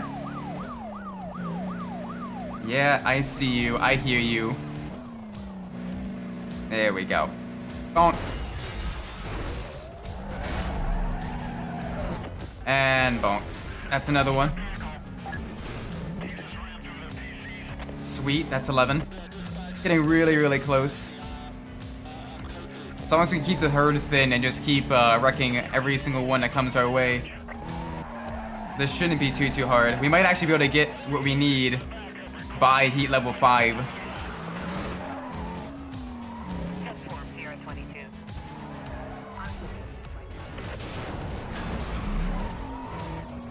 Maybe. Alright. Well, that did nothing.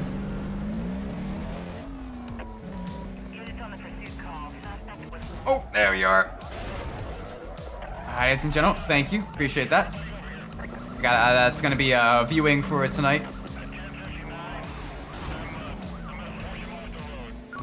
Okay. Oh, there we go. It's gonna wreck one of them? There we go, that did wreck one of them. It's at least one down. It is quite long. I imagine. I mean, he's doing a complete playthrough of the game.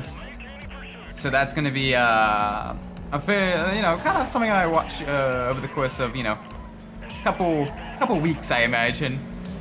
They see when I'm doing photo editing and everything. He really hates stickers. Oh, that's kind of what I want to do, though. I kind of want to play, like, some, like, true shovelware games. Just to rage at them. Just to see what it's like. Just to see exactly how bad they are.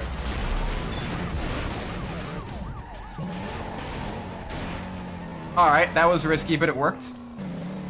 That was very risky.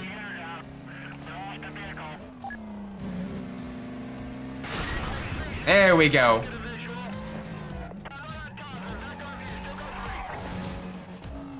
Chevelle, I see. Welcome, Yuki. Hope you're doing well today. Yeah, we're in the Chevelle. We got to wreck, I think, 20 or 25 police vehicles and evade the pursuit for the challenge series. And oh my gosh. That made things interesting. Oh, I see you. It's still upside down. It's still upside down. It was still upside down. Now it's upside down. There we go. Oh, I love this Chevelle though. It's an absolute beast to try to handle around the corners. But it's basically a battering ram with how much damage it does to police vehicles. It's heavy, it's got acceleration, it's got weight. It is virtually unstoppable. And I love it. It's a shame that you can't buy it in career mode and it's only for free race. Or for the challenge series. Okay, he's in that side alleyway. Alright, don't turn around. Literally don't turn around. I'm literally right here. I'm right here. Did you get the RX-8? Ah, you used the tuners. The tuners in this game. My favorite to start with is actually the Camaro. I love the muscle cars in this game. The acceleration. If you know how to drive the slidiness of them. Not like that, of course. But if you can handle how tail happy they are and kind of use it to your advantage and you kind of use the nitrous basically to slow them down or to, you know, get the grip, it makes it a lot easier. My tuner person IO more the muscle. Yeah, you got the Lexus IS or the Toyota Altezza in real life, which is a beautiful car. That's also in this game, but I think only in some of the Challenge Series events. But we can do a race with the IS 300 next after this. It'll be a canyon duel race. Oh, there we go. Perfect. This should get 2 or 1. Hopefully more than 1. No, okay, just 1. In the game, it's the 300 minus the 200. Yeah, I don't think America got the IS 200. Maybe it did, but it didn't sell that well. Most of the ones I see are the 300. But yeah, no, it's still a great little 4-door sports sedan. Absolutely love the way it handles in like a lot of racing games. Shame it doesn't get more love. It's also in Midnight Club 3 as well, as one of the vehicles you win for the whatchamacallit, for the city tournaments. City tournament? Stage tournament? One of them. Not mainly you got the 200 because of the fuel economy. Yeah, you guys have the fuel economy road tax, which makes things a bit difficult for y'all. And in the States, we do have the gas guzzler tax, but that's for vehicles with, I believe, 15 miles per gallon or lower.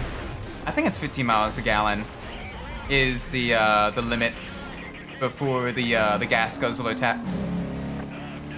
I might be wrong. They may have changed that. Bye bye. Oh, come on! You couldn't outmaneuver a Chevelle. Difficult to get America V8s here. Yeah, I can imagine. Same with Japan and like New Zealand as well, because with them, their road tax is based off of engine displacement. So it could be a very efficient V8, but it's still going to be taxed heavily versus a very inefficient inline 4 that doesn't have nearly as much road tax.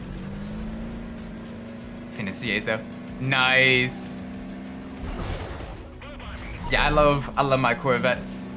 That's why once later in the career mode, once we unlock it, I'm gonna try. Okay, I couldn't hit you.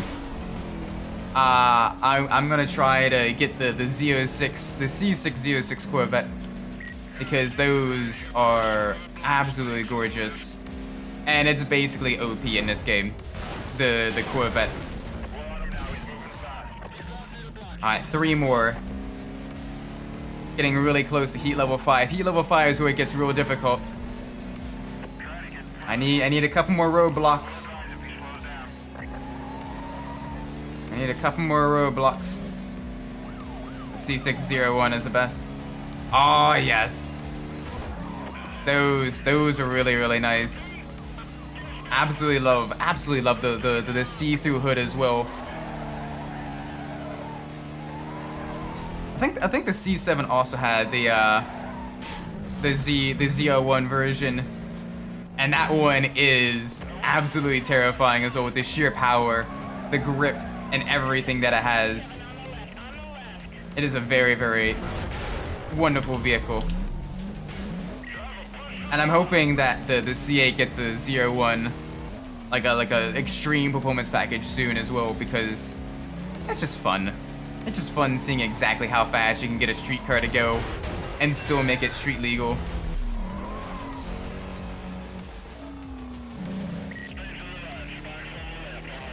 The C701 was insane. It's basically the Chevy Hellcat. Oh gosh, spike strip.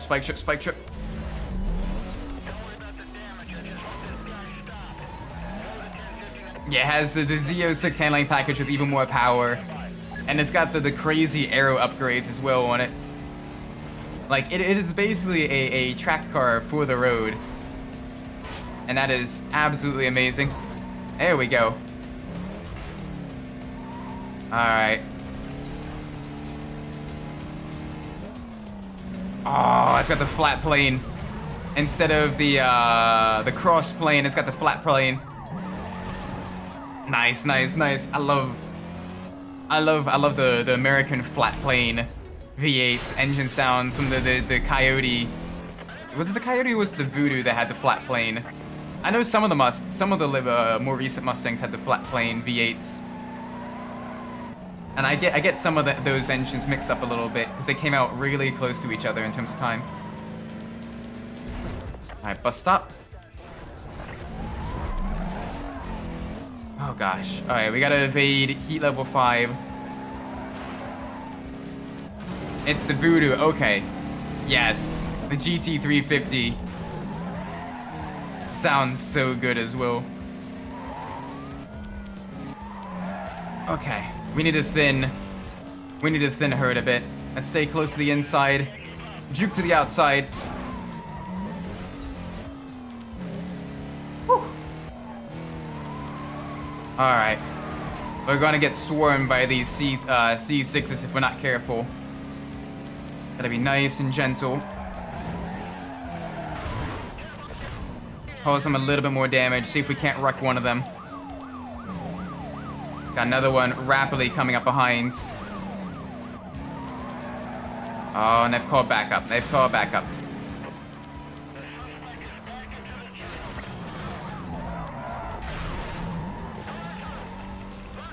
The Ducati is more like the Senna Mustang, but I believe V8. Yeah, but it's still really, really nice. Absolutely gorgeous. This is gonna be interesting. We're gonna be super unstable here. Oh my gosh. Yes.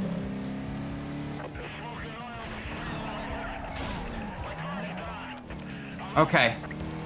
Can we make it? Can we make it?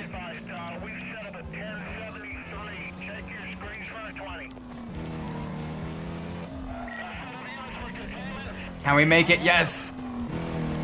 What? No. No way.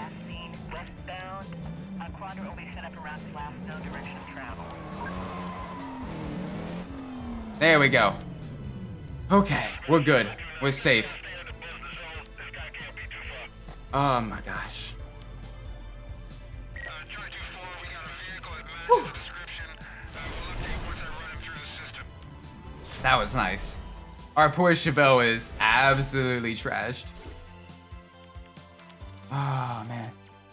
Poor Chevelle. Oh, this poor. It's in terrible condition. Alright, let's do those canyon duels now. Very beaten. That American Iron has had its metal tested. Because holy cow.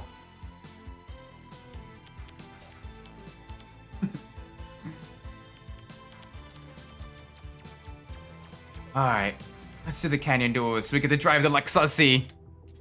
We get to do some. Plus, I love the canyon duels. I wish there was more in the game. Because it is so nice. The canyon duels. It's one of my favorite features. And it's a shame it was only in literally. Like, it was only used like 10 times. Alright, chasing down the RX-8. Tuner versus tuner on the canyon. Nice and smooth. Stay right up on ya.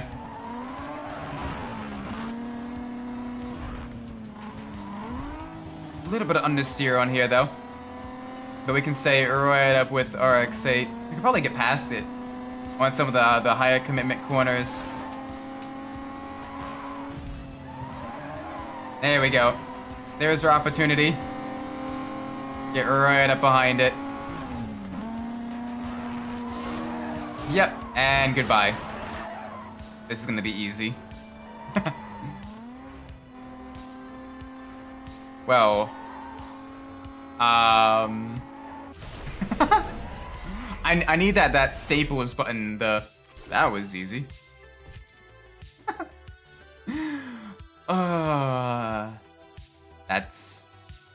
That should not have been that easy. Next one's gonna be a bit more difficult because we're in muscle cars. It's gonna be the Roadrunner versus the 300C, and then finally the Cross's Corvette versus the M3 GTR, and we get to be in Cross's Corvette, chasing down our own car. Very nice. All right, look at those meaty tires on the Roadrunner.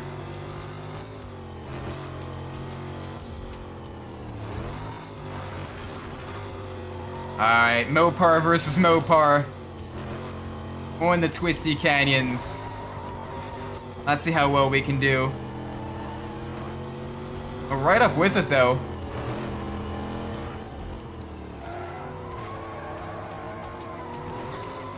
Oh, okay. Minor collision there. That's not good. If we're gonna make a move, we gotta make it stick.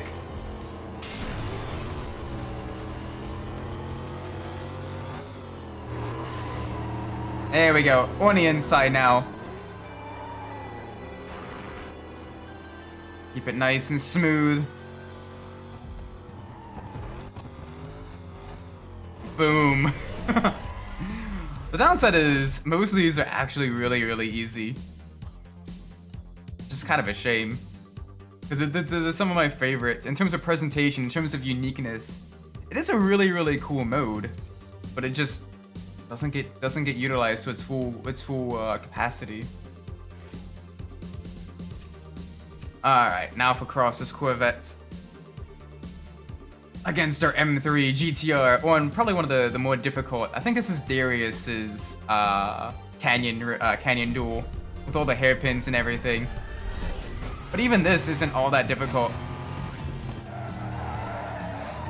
because the Corvette still has ungodly acceleration.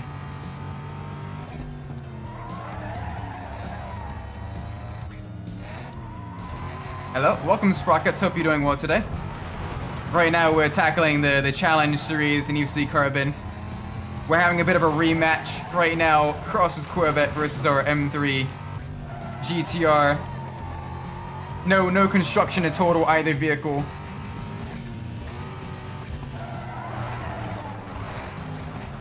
And we just need a long enough straight where we can get past that GTR. And we can really open up the legs of the Corvette, really get some speed. A little bit understeery, I think. Just need enough to get the front to bite. Keep the revs high, keep the rear wheels from spinning. There we go. There we go. Up into the lead. Ooh. Bit of a dive bomb there. I felt like I was back at Monza. Alright. That's a bit aggressive.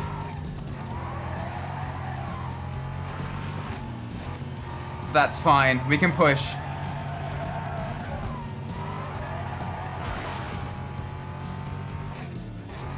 We need a little bit more points, though.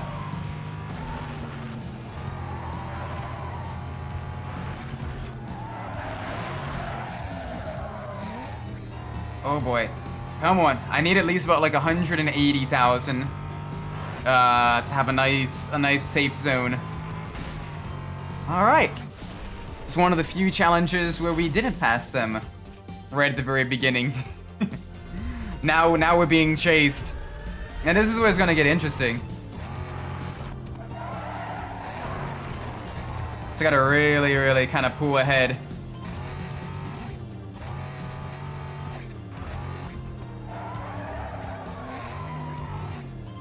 Alright. Through all the hairpins, through all the twisty bits.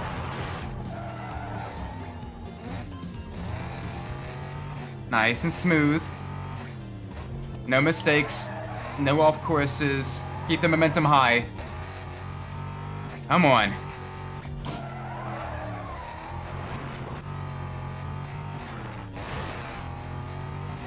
Alright. Got a long straight now. We can really kind of keep ourselves decent. Alright, there we go. Thankfully that wall wasn't breakable.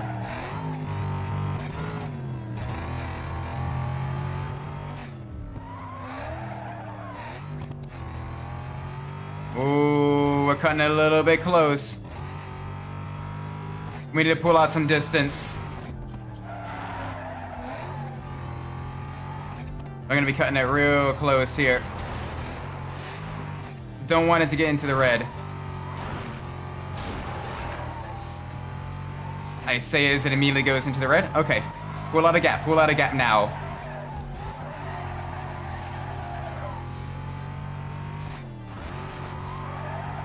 There we go. That's gonna save us. That's gonna doom us. Final push to the line. Here we go. There we go. Muscle car acceleration. Nice. Oh my word. Boom.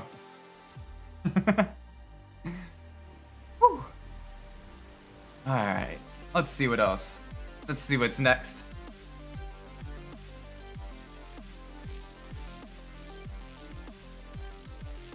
We did the canyon duels.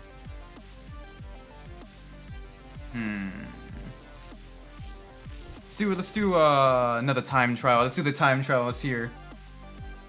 Some of the collector's edition time trials. See what we unlock.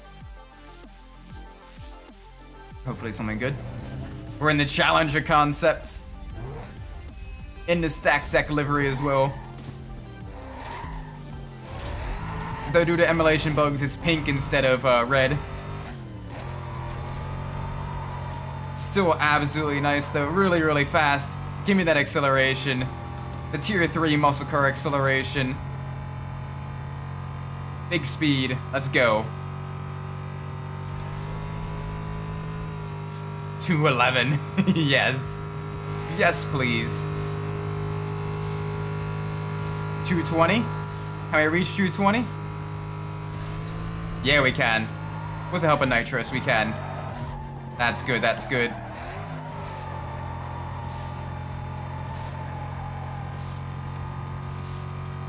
This handle's surprisingly good for a muscle car as well. I don't really use the challenger concept all that much. Usually because to get it you have to do the canyon duel against NG. And that one's a bit more difficult because you're usually in either a tier 2 or even a tier 1 car still trying to get your tier 3 car, and she's much more difficult then. So it's easier to do some of the other race events where you can kind of use your crewmates and unlock something like the Corvettes, which already is faster, than trying to unlock the challenger concept. The challenger concept still is a very, very, very nice tier 3 car. It's got good muscle car acceleration. It's got some solid handling despite it being a muscle car and on the muscle car handling model. And it's got some real good top speed as well. Boom. Yes. All right. There we go. That's the easy one done. All right. Let's see what the medium collector's edition time trial is.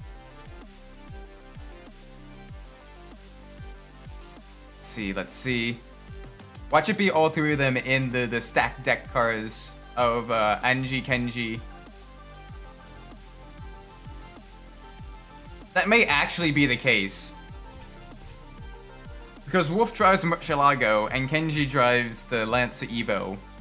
So if that actually is the case, one, I am psychic. Not really, I just made an educated guess. It is the case! It is the case! That's fine. I'll take that. Getting to drive the boss cars. This is the only time you really get to drive them with these liveries and everything. This is cool.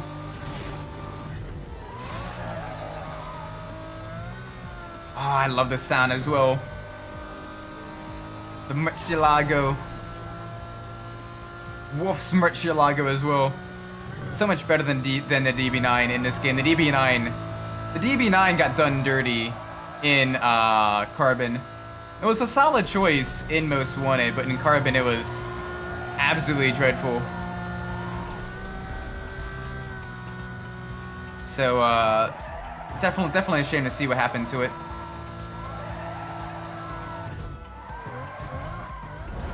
It's a shame too because Wolf's DB9 looks really, really nice as well with the kind of silver and gray livery and everything, and the body kit on it. Like it looks really, really good. Doesn't look nearly as garish as Ronnie's DB9 with the "Kiss Me, I'm Irish" in a bold font on the back. Wolf's DB9 looks a lot better. Ah, nice. Through Fortuna. Get to really stretch the legs of the Gallardo. Not the Gallardo, the Murcielago. Mine is on different Lamborghinis right now.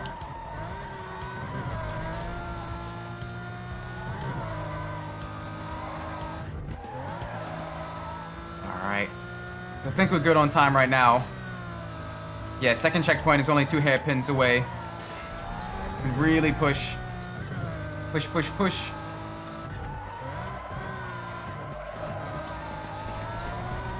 Get that speed. Oh, and I can't wait to drive Kenji's Lancer. That's gonna be absolutely gorgeous. The speed, the handling. That's gonna be a really, really fun car to drive.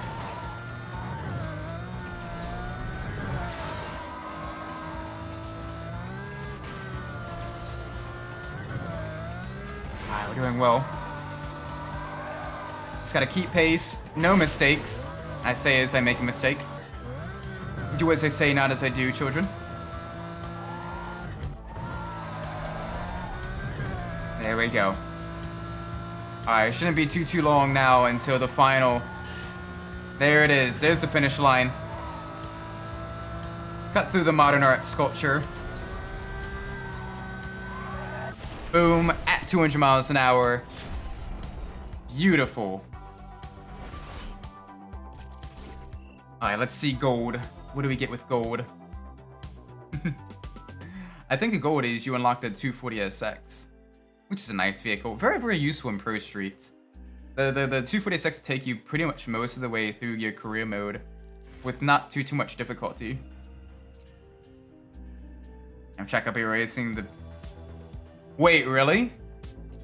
You're gonna be racing the Bentley for V-Track next season. Oh my gosh. Boatley! Ah, but with the BOP, it might actually be fairly competitive. Oh, for the last race. Oh! Oh, for the last race. That's not good. Unlocalized. Alright, 1 second. Game crash. The joy of emulators. 1 second, please.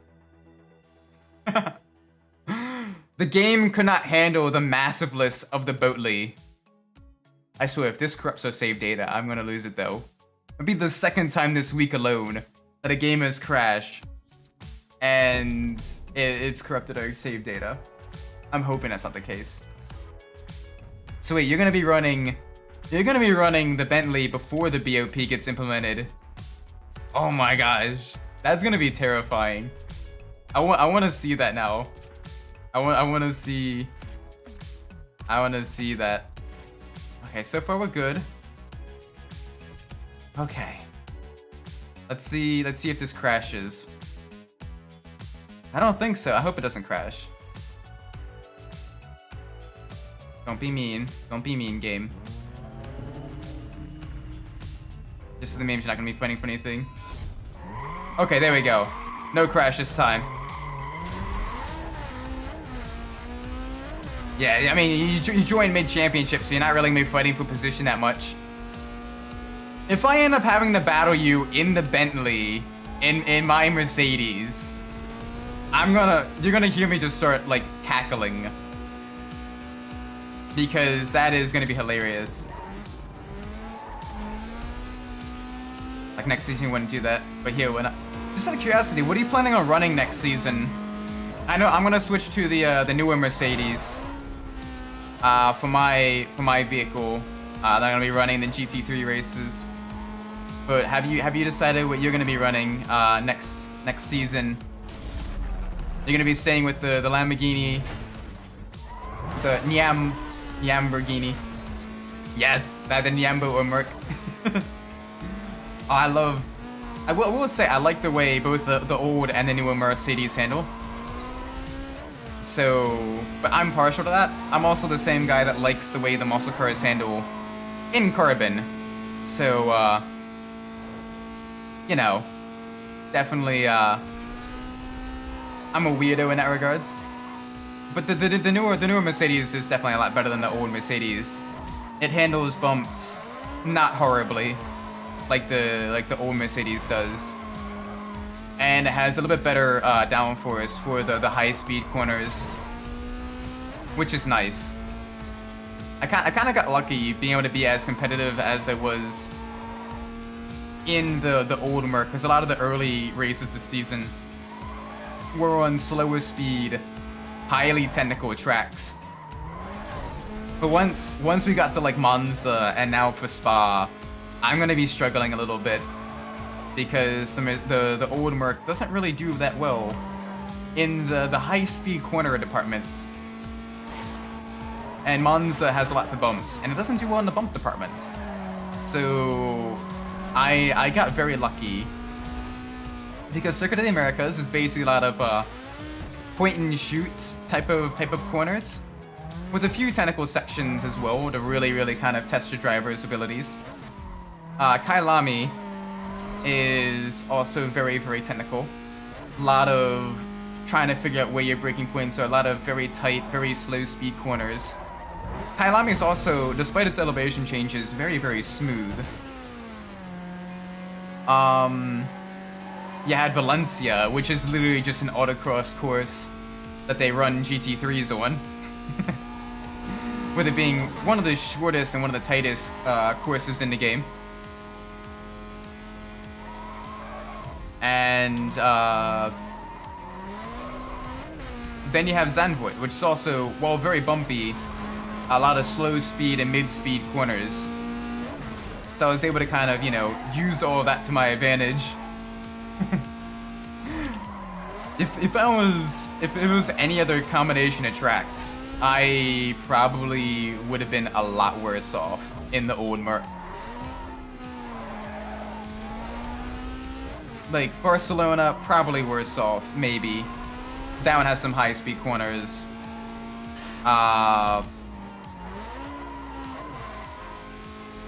If it was something like Donington, because Donington, outside of the hairpins, is a lot of mid-speed and high-speed corners, and also a very bumpy track.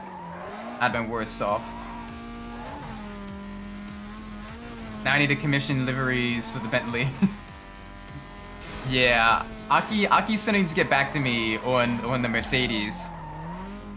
That or I might message him tomorrow. Probably after the GT4 race at Sandy Zandy, and see if he's available now. I'm not sure if he has any like national or like religious holidays he's gonna be celebrating anytime soon. Cause I'm not too knowledgeable about French holidays or Muslim holidays all that much. So I'm a little bit ignorant on that regards. Definitely need to learn that a bit. But he does really good work for the liveries, so I do wanna commission him. To make the livery for the GT3 Merc next season. This is a long checkpoint race. Holy cow! I just realized it's literally taking me through the entire city. Like, holy cow! This is kind of crazy. Oh. Understeer there. A lot of understeer.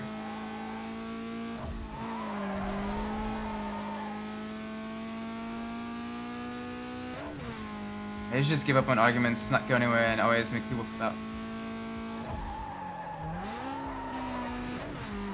I mean, yeah, especially with online arguments. Online arguments usually aren't worth winning all that often. Usually if I see something brew, I'm like, okay, whatever. Like, it's like, I usually try to argue in good faith, but if someone's, you know, it's going nowhere, like, you're not making any leeway, I'm like, okay, whatever. Believe what you want to believe. Let me go now. If it's in person, it's much more difficult because it's much more difficult to kind of remove your body from their presence and vice versa. especially if you live with them or, you know, their family or neighbor or people you see on a regular basis. So I just try to avoid those.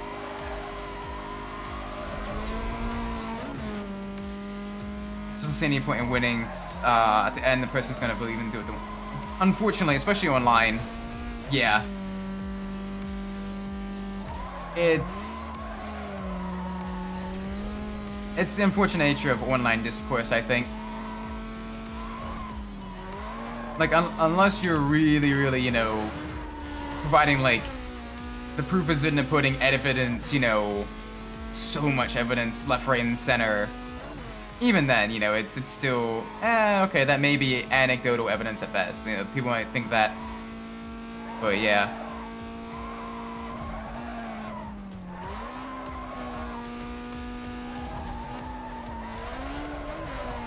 It's just not worth it. It's not worth the stress. It's not worth the frustration and everything.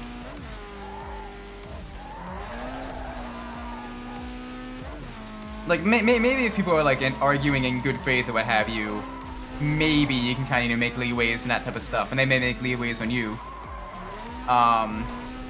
But otherwise, people just argue for the sake of arguing sometimes, and it's just frustrating and annoying.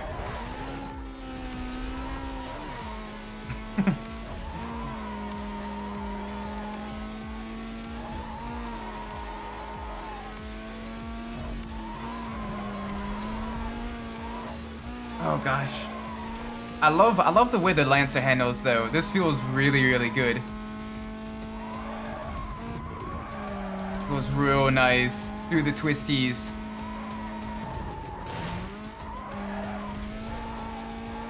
Like I definitely think Carbon is probably the best handling of the Need for Speeds. Like everything just feels very, very sharp.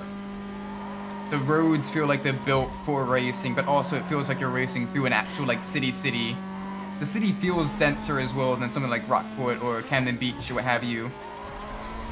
I like the way, like, the filter changes depending on who's territorial, and, like, Silverton's got, like, a reddish tint to it.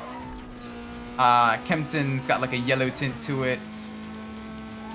Fortuna's got a blue tint, and Downtown's got a green tint to kind of showcase sort of the main teams as well. It just feels really, really nice to drive. The cars, even if they're not tuners, are still distinct enough. And geez, we're literally going through like the entire, like every single road. This is cool though. This is really, really cool. I love these, like, for lack of better words, Goliath time trials, because it really kind of tests your not only consistency but just your overall pace as well, how well you're able to stay focused, how well you're able to keep the car clean. It's nice. I like this a lot. I wish more races in the game were a bit longer. Some of the races in this game are just a little bit too short, in my opinion. Alright, now through the downtown area. Probably gonna be doing a loop through here, and then we'll be finishing off in Kempton. So that's the last of the boroughs, the districts. All right, nice and smooth, nice and smooth. Using a little bit of the vehicle's rally pedigree there, getting a little bit of off-roading done. And hey, I was right. Gonna be finishing this off in Kempton. Final 3 checkpoints. Let's go. Ooh, tight hairpin. Nice.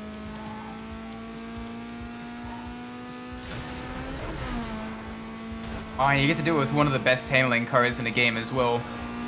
The Evo is one of the few tuners that can really go toe-to-toe with like the meta vehicles with its really, really good handling. It's got some solid acceleration, and even its top speed isn't bad. Like, it is very, very, very nice. And it looks good too. Like there's a reason why the Lancer is one of the cover cars in this game, and that's because it just lives up to the hype. It is fast.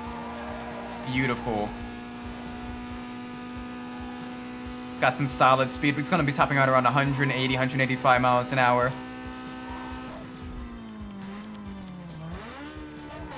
It's gonna have some good handling, good grip, really good acceleration as well. Alright, one more checkpoint to go. Big push. Big air time. Oh, I miss the old Mitsubishi. I miss the old Mitsubishi. When Mitsubishi used to make really, really cool cars and not everything being a crossover. What happened to you, Mitsubishi? You used to be cool. You used to be with it, man. Sad. Big Sag. Ah, lovely. That was fun. That was just a nice, relaxing drive. The 240 SX as well. Yes, please.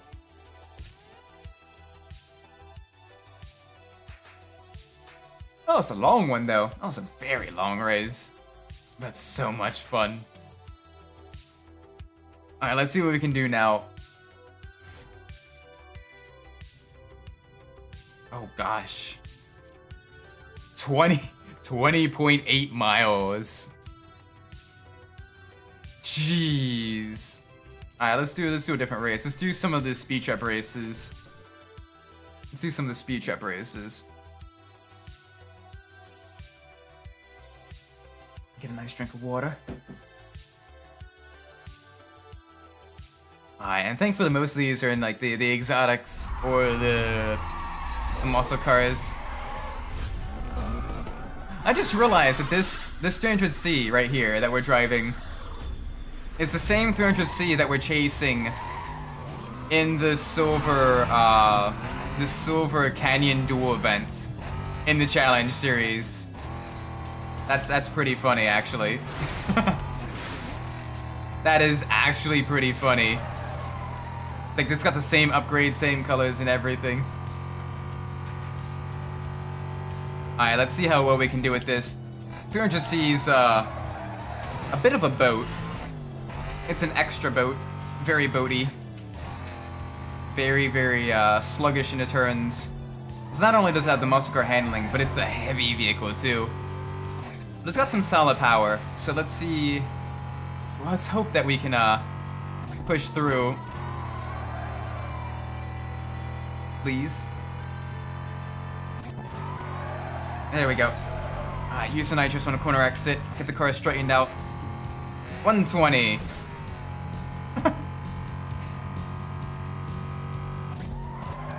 Oh, turn, please.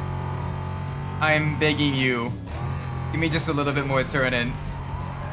It's just sliding everywhere.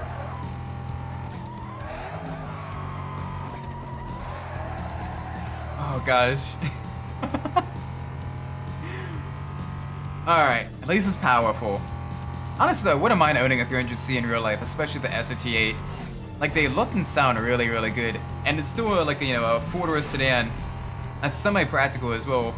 So you get some power, you get some, you know, practicality. It looks nice. Like, it's got that timeless design. Partially because Dodge still hasn't updated the chassis all that much from the initial release of the 300C, which is already on a fairly old chassis. But it's, you know, it's a car that's got that urban appeal, that real nice classy look, and it's got power too. I just need to actually get it to turn. Come on, you boat. Let's be a speedboat.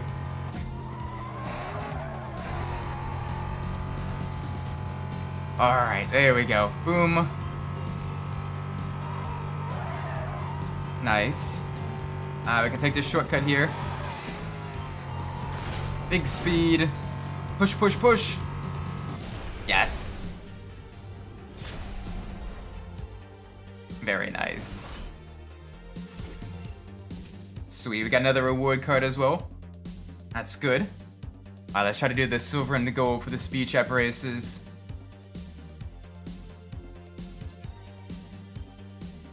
Come on.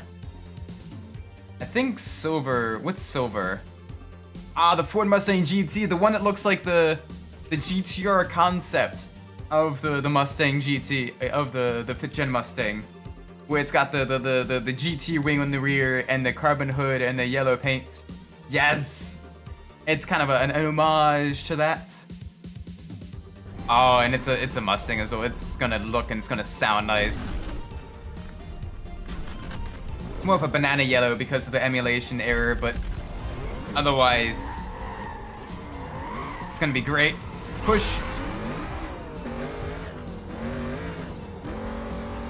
Oh yeah, it's got lots of acceleration. It's gonna have some pretty solid handling too. Mustang's definitely one of the better tier 2 vehicles.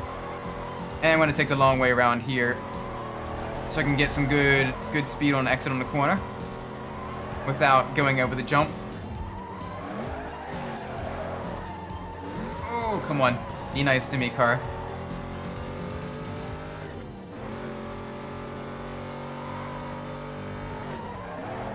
Alright, got another one. This one's gonna be a little bit interesting. We gotta really open up the corner. There we go. Not bad for a Mustang. Through them all. Having all the neon lights reflect off your vehicle. Alright, I think we can do the construction yard. I don't think we'll catch too much airtime. Yeah, alright, I was right about that. It's only the tier 3 cars that really get dicey over that bump. Okay. Little bit of understeer. Welcome to those joining in. Right now we are trying to tackle as many challenge race events as we can. Right now we're doing some speed trap races in the Mustang. And having a little bit of difficulty here.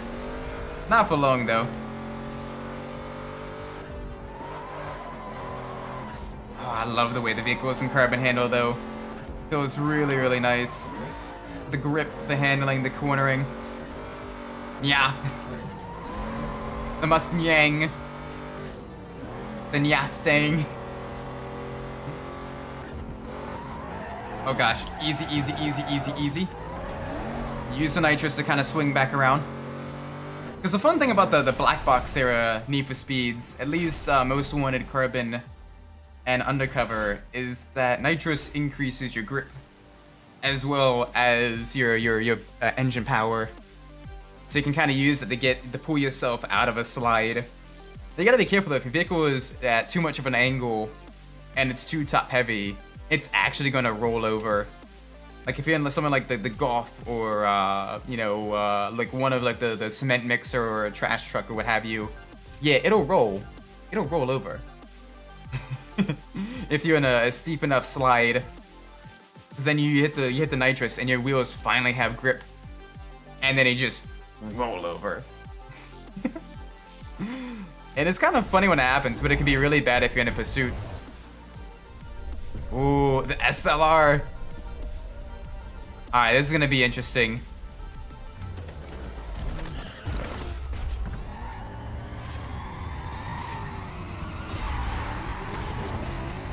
Come on, go.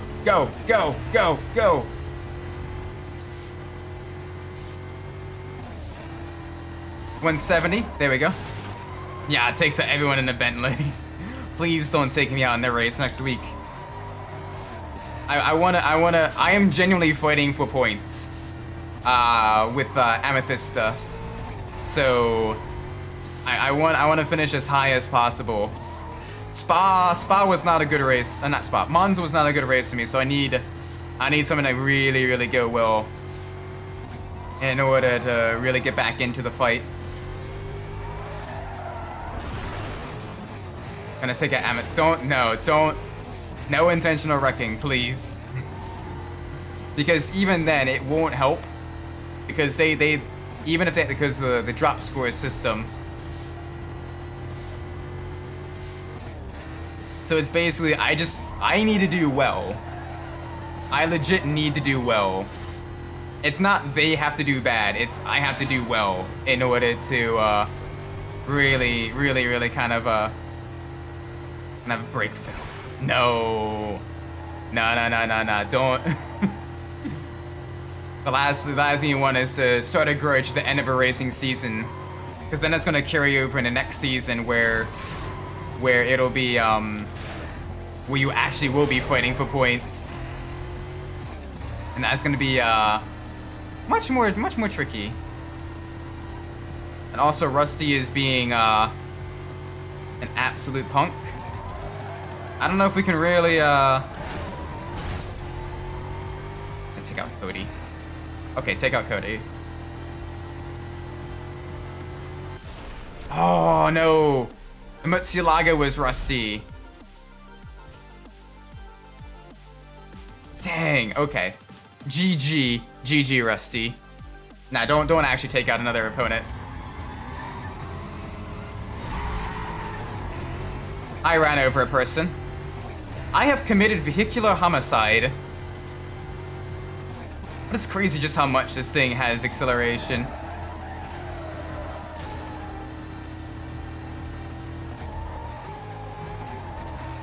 Oh my gosh, it's basically a muscle car with exotic handling.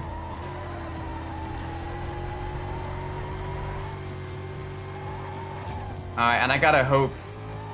Jeez, Rusty! What the hell? Alright, let's see if this slows him down.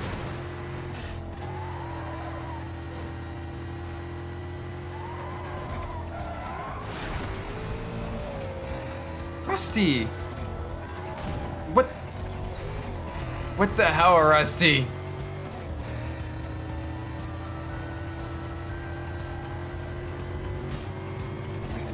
Come on, give me some speed. I'm trying. This one's genuinely difficult. Like, I may be able to do a little bit better here.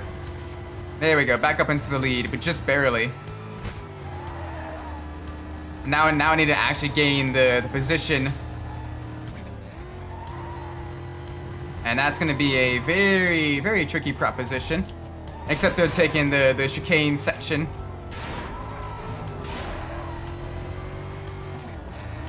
There we go. Thank you, Rubber Band AI. As long as I can stay close. Oh gosh. The downside is it does have semi-muscle car handling. Oh gosh. That was way too close.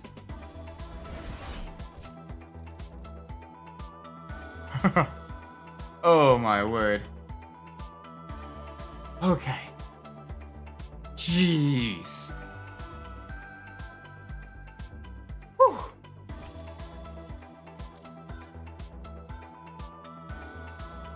I got a message. 1 second.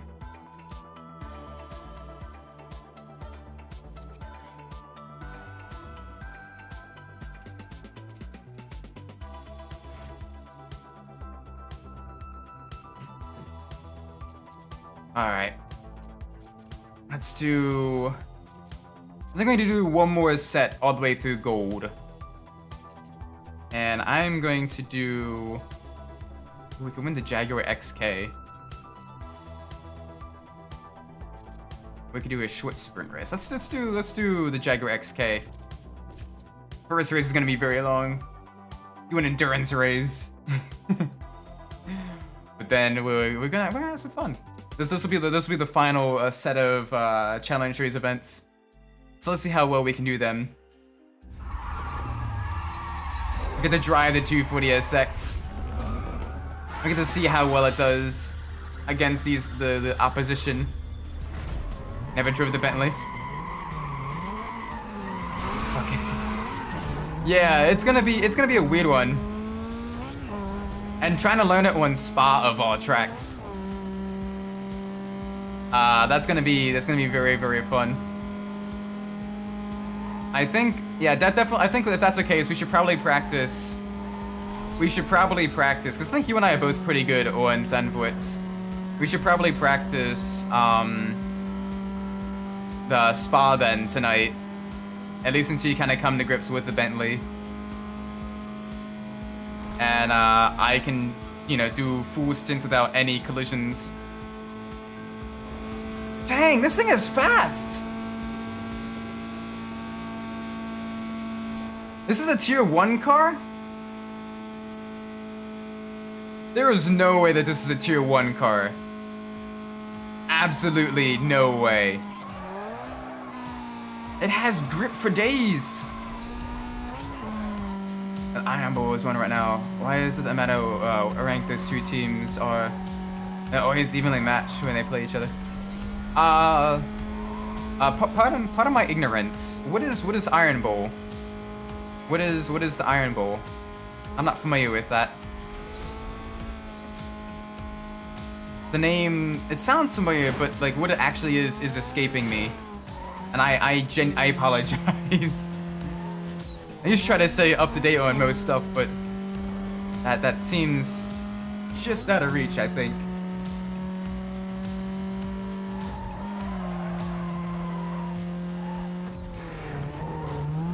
Okay, little bit understeer on the slow speed corners. It's the annual football game between Auburn University and University of Oh, okay.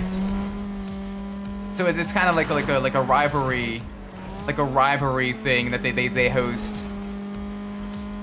Maybe. Still, that's really cool that they do that annually. So it's, you know, something for the fans to look forward to, something to really kind of keep the hype up, regardless of how good or how bad the season is going for both of them. They can still, you know, have a nice fight on the field. Yeah, it's a huge rivalry. It's cool though. It's cool though that they kind of play it up though, but like, you know, do it in at least a semi-friendly way where it's like, yeah, this is something to look forward to. This is something, you know, really, you know, have fun with type of deal. At least that's what it sounds like how you're describing it. I'm a huge I'm an Alabama fan, and I have plenty of friends who are Auburn fans. I mean, it's not like a nasty rivalry, right? Like it's usually like a fairly friendly, you know, more so, you know, ribbing each other, pushing each other to be better type of rivalry, right? Or is it actually like a nasty rivalry where, you know, people are getting into fights and arguments and all that stuff? Hopefully it's the former and not the latter. So I love the rivalries where they push each other to really do well. A little bit of both. Okay. I guess that's par for the course. Some people would take it a little bit too far and everything.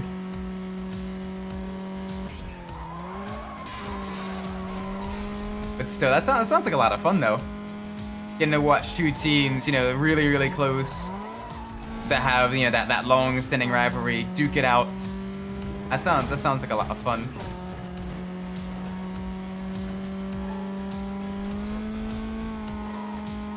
Alright. Jeez, this is a long race. 20 miles long. This is gonna be about like a 10-minute race. Maybe less. I mean, some of it's on very high speed sections. Like here, it's mostly highway and other high speed corners. So we should be like 8-9 minutes. Shouldn't be too long. Yeah, about 8 minutes. And the car is really fast. I'm surprised it's the tier 1 car. This has performance like a rival most tier 2 and even some tier 3 cars. This is nice. This is very nice. It gets heated sometimes. I just want to watch Nick Saban yelling at 6'6" monsters looking up, and they're looking down and miserable like he's about to break out the ball. Oh gosh. So it's like it's still super serious though, but it's, you know, like a fun kind of serious. That sounds cool. That seems really cool.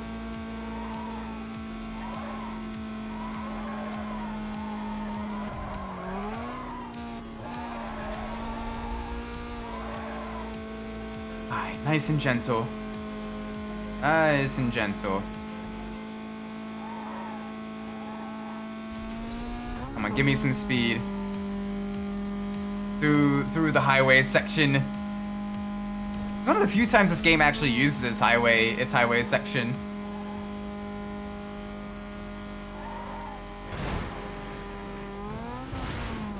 Both teams run off Umbras if he uses her, sure. Oh no. So okay, so it does get real heated. Oof. Big oof. So I bet it's fun to watch for that aspect as well. You get to see just how silly it gets with some of like the personal fouls and everything. Oh jeez.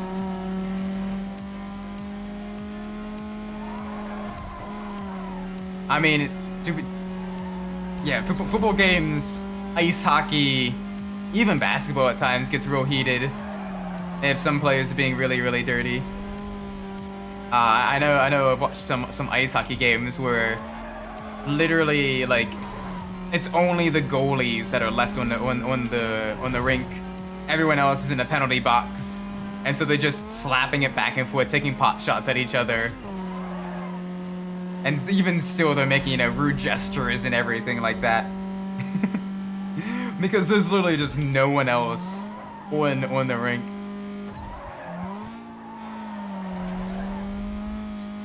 The ice hockey is super dangerous.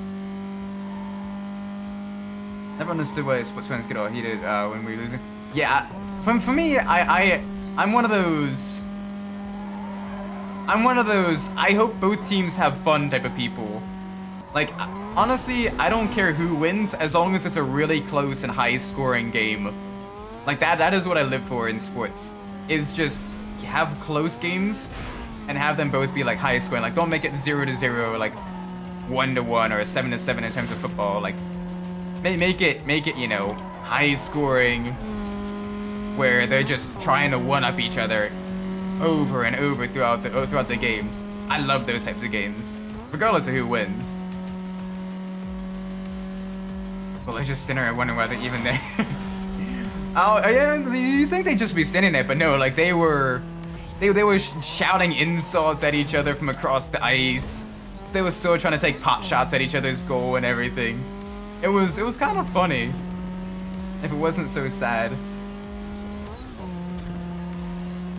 It's like the fighting game scene. I get so salty for losing a match. As someone who used to do the competitive fighting games and stuff like that, I am sad to admit that I used to be one of those types of players. I try to keep temper and frustration and stuff like that under control. It does occasionally slip out even now. But for the most part, basically, you just gotta laugh. You just gotta laugh at the mess. Like someone who's bragging about being too good and they get cocky and they get owned. Yeah. Nah, you're not. You're not. You're never gonna. There's always gonna be someone that's better. So you always gotta stay humble for that reason. Friends play goalie for the Sioux City Musketeers, and he gets into fights with the players. Oof. I mean, yeah, especially as people will like, you know, try to bully the goalie. They'll realize the goalie ain't someone to be bullied with. They are also very strong. He's in Tekken 8. Nope. Not in Tekken 8. Though it's been a while since I've been doing the competitive fighting games. Just after I damaged my hand, it just wasn't something I could really do effectively. So I'm just like, I'll do other stuff instead. Then I just got slow. Goalies are protected a lot. Yeah, you don't mess with the goalie unless you want to mess with the entire team. And even then, the goalie will still get in on it too. Oh my gosh, the Camaro. What the hell? This thing feels good. This thing feels like a more nimble Corvette.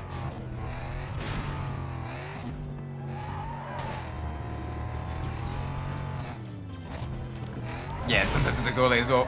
Okay, I spoke too soon about the Camaro. Doesn't handle the slow speed corners, but the high speed corners, it feels real good on.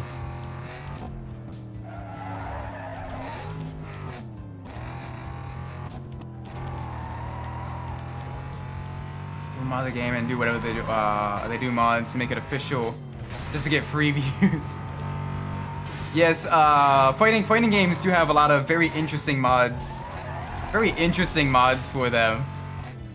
And it's, for example, they had to ban certain mods because some people were playing with very lewd mods at I think a Street Fighter tournament. And basically now they're nope, you have to turn all mods off to play the game. When you get disqualified.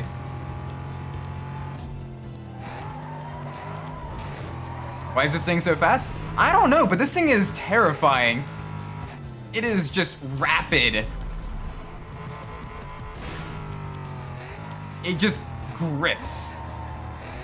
And the fact that we're in San Juan as well, which is even tighter and more technical than most of the other areas in Palmont, is really something.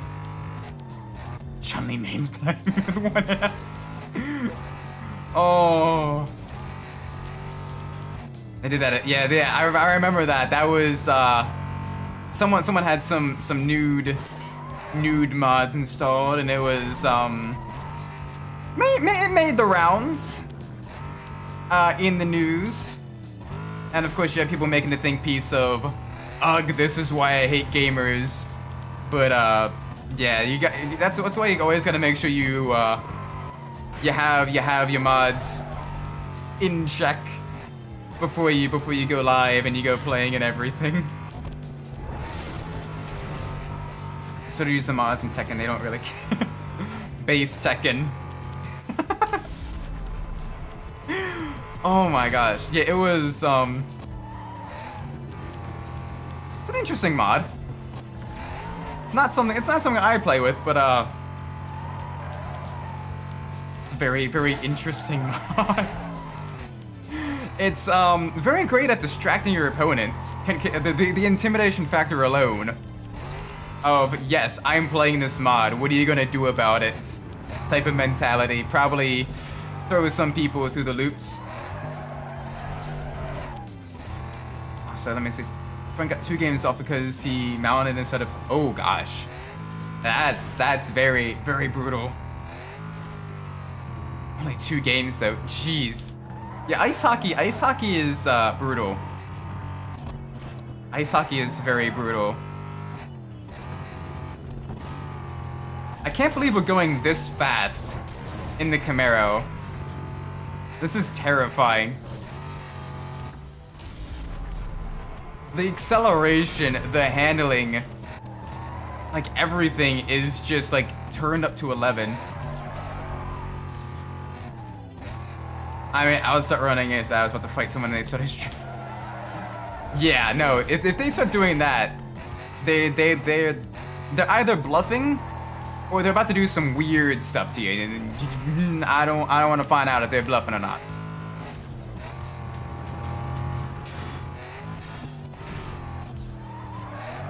I mean, they do worse in Tekken where they oh, that's gross. That's gross. That is gross. That's poor sportsmanship in my book. Like, you can use cheap tactics all you want, but like that's literally outside of the game. And trying to, you know, exploit, like excessively exploit. And you can damage arcade, you know, you can damage the systems by doing that as well. So that's I don't like that. I don't like that one bit that people do that. That's dirty. And not in a fun way dirty.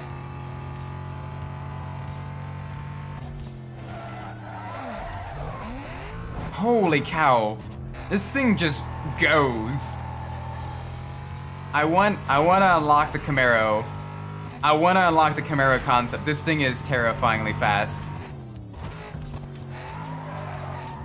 Like, it's literally at like Mach 20. Holy cow.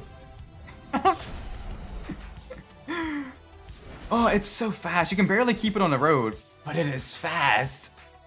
We can barely keep it on the road. Oh my gosh.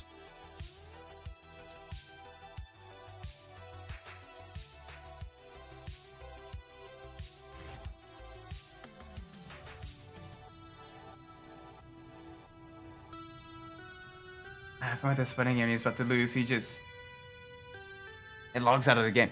That is disappointing. That is genuinely disappointing.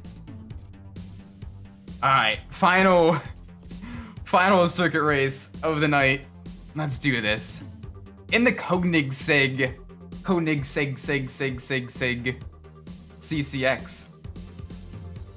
It is very, very quick. I'm terrified to see how fast the Koenigsegg is. This thing is going to be even faster. Because... Oh gosh. It's got a Ford V8, heavily modified.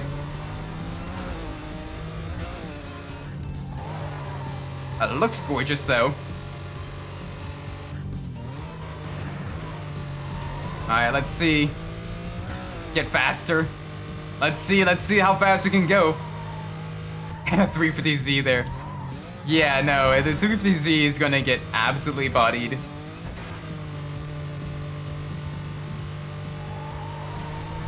Holy cow. This thing grips. This thing has exotic speed with the handling of a tuner. Like I've got the gas fully pinned in most corners, and it's just holding the line.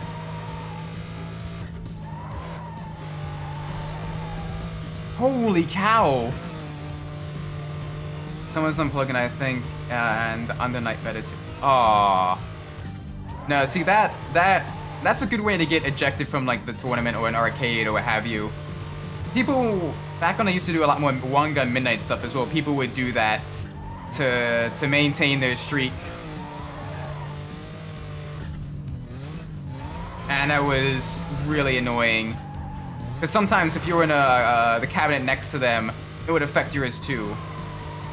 Oh yeah, for some arcade cabinets, before your loss gets saved, you can literally unplug the cabinet and it won't save the loss. It'll count as a disconnect instead.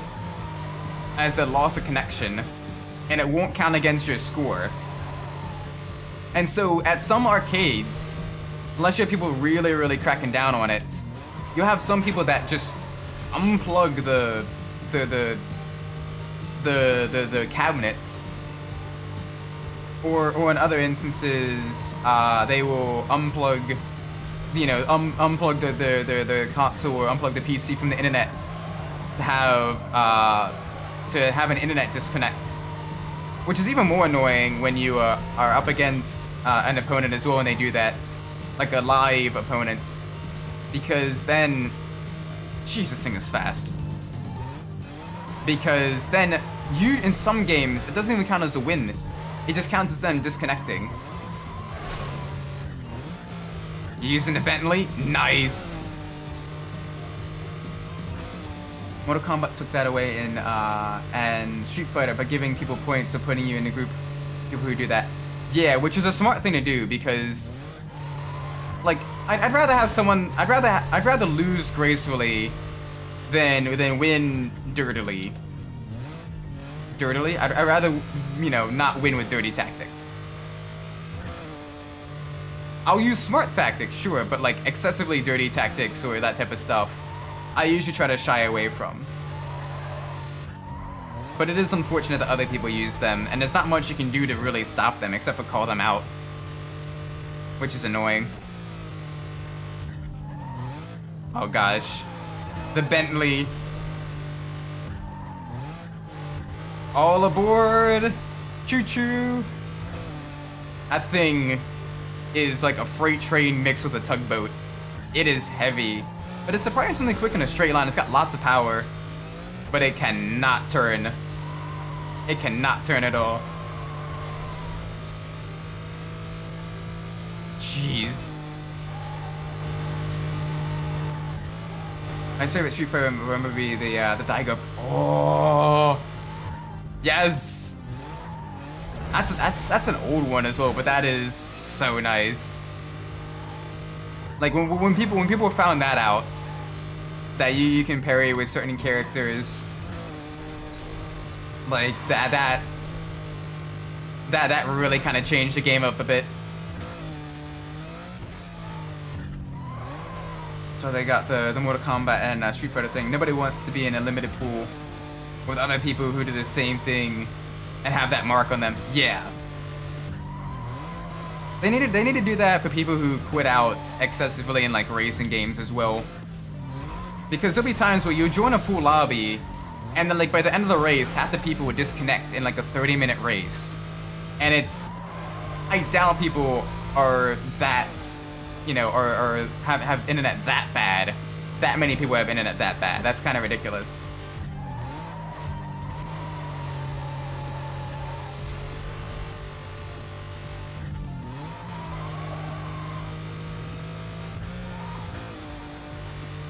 Actually became a mini. That's true. I remember that a little bit. I was surprisingly. That lasted surprisingly long as a little mini game as well. That was kind of fun. For a moment of Sephiroth being. Oh, I love it when the games do the crossovers. Like for example, you have Omni-Man in the newer Mortal Kombat, which is so cool. Wagwan, 15, give me that BBM in it, fan. What? Welcome, Jordan.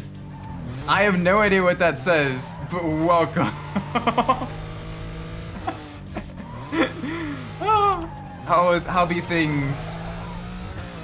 We're doing our last race of the night, trying to get some more unlocks. We're trying to unlock the Jaguar XKR in the collector's edition Need for Speed. It means give me that BBM Emmet fam. I'll give you that BBM. Remember how many people went crazy over Sora being in Smash? Yes.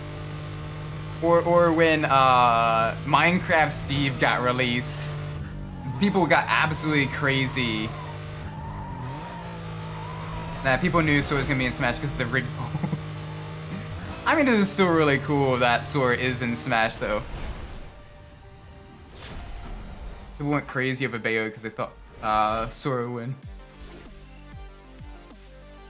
Blackberry Messenger boss man. Oh yeah, the old Blackberry. I miss Blackberry. It used to be like the status symbol phone, and then it, like in the early 2010s, it only got used by like government agents, and that was it. Such a stupid moveset. Steve. I'm okay, boomer. Hey, I am a boomer. I am very much a boomer. We got time for one more short race. We're gonna do a sprint. We're gonna do a sprint race. I got time for that. And then I gotta go because I gotta cook dinner and I gotta practice some more.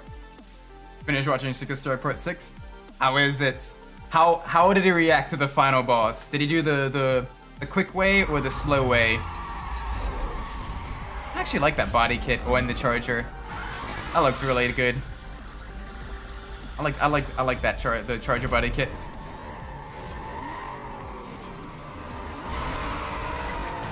The dreaded phrase, one more race. No, this one's actually just one more race. I am indeed a boomer at heart. I'm 26. I may only be 26, but like I was raised on like 80s culture. So in terms of like my age, I got that boomer mentality. I ain't with it, fam. I ain't lit, fam. It's cringe when I dab. Watch a series for yourself to find out. All right, what we'll do? I'm gonna have to have that cliffhanger hanging over me. I'm a zoomer. I for sure am not a zoomer. Maybe age-wise zoomer, but culturally I'm much closer to Gen X probably, in terms of like what I grew up with. And even now, I've got the mentality of the sips the sugar-free Monster Energy. Yep, Need for Speed Underground was a good game. I'm into, can I love it? I could say something really mean, but I'm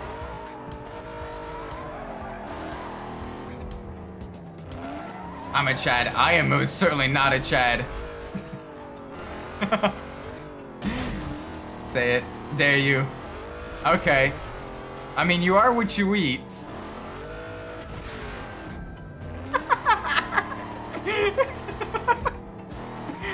I am cursed.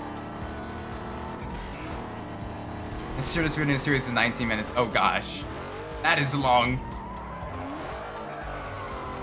I found that you couldn't use internet at the same time when you had to watch people to not listen in on your conversations.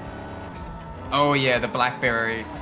I don't know, I still kind of miss it though, because it was kind of like a status symbol when it first came out. And then it just got outdated really, really quick. Nah, that's boomer humor. It is boomer humor. I be boomering. I be extra boomering. Longest is 40. Oh, pain. Okay. Yeah, my wife just messaged me. She wants me to cook dinner. She's like, okay, it's going on for a little while now, dear. I want dinner. It's your turn to make dinner tonight. I'm like, okay. Okay. I'll be making dinner. Oh, the landline phones. Oh, those ones. Yes. You couldn't use the internet because then it would just break. You just have, it would just cut off your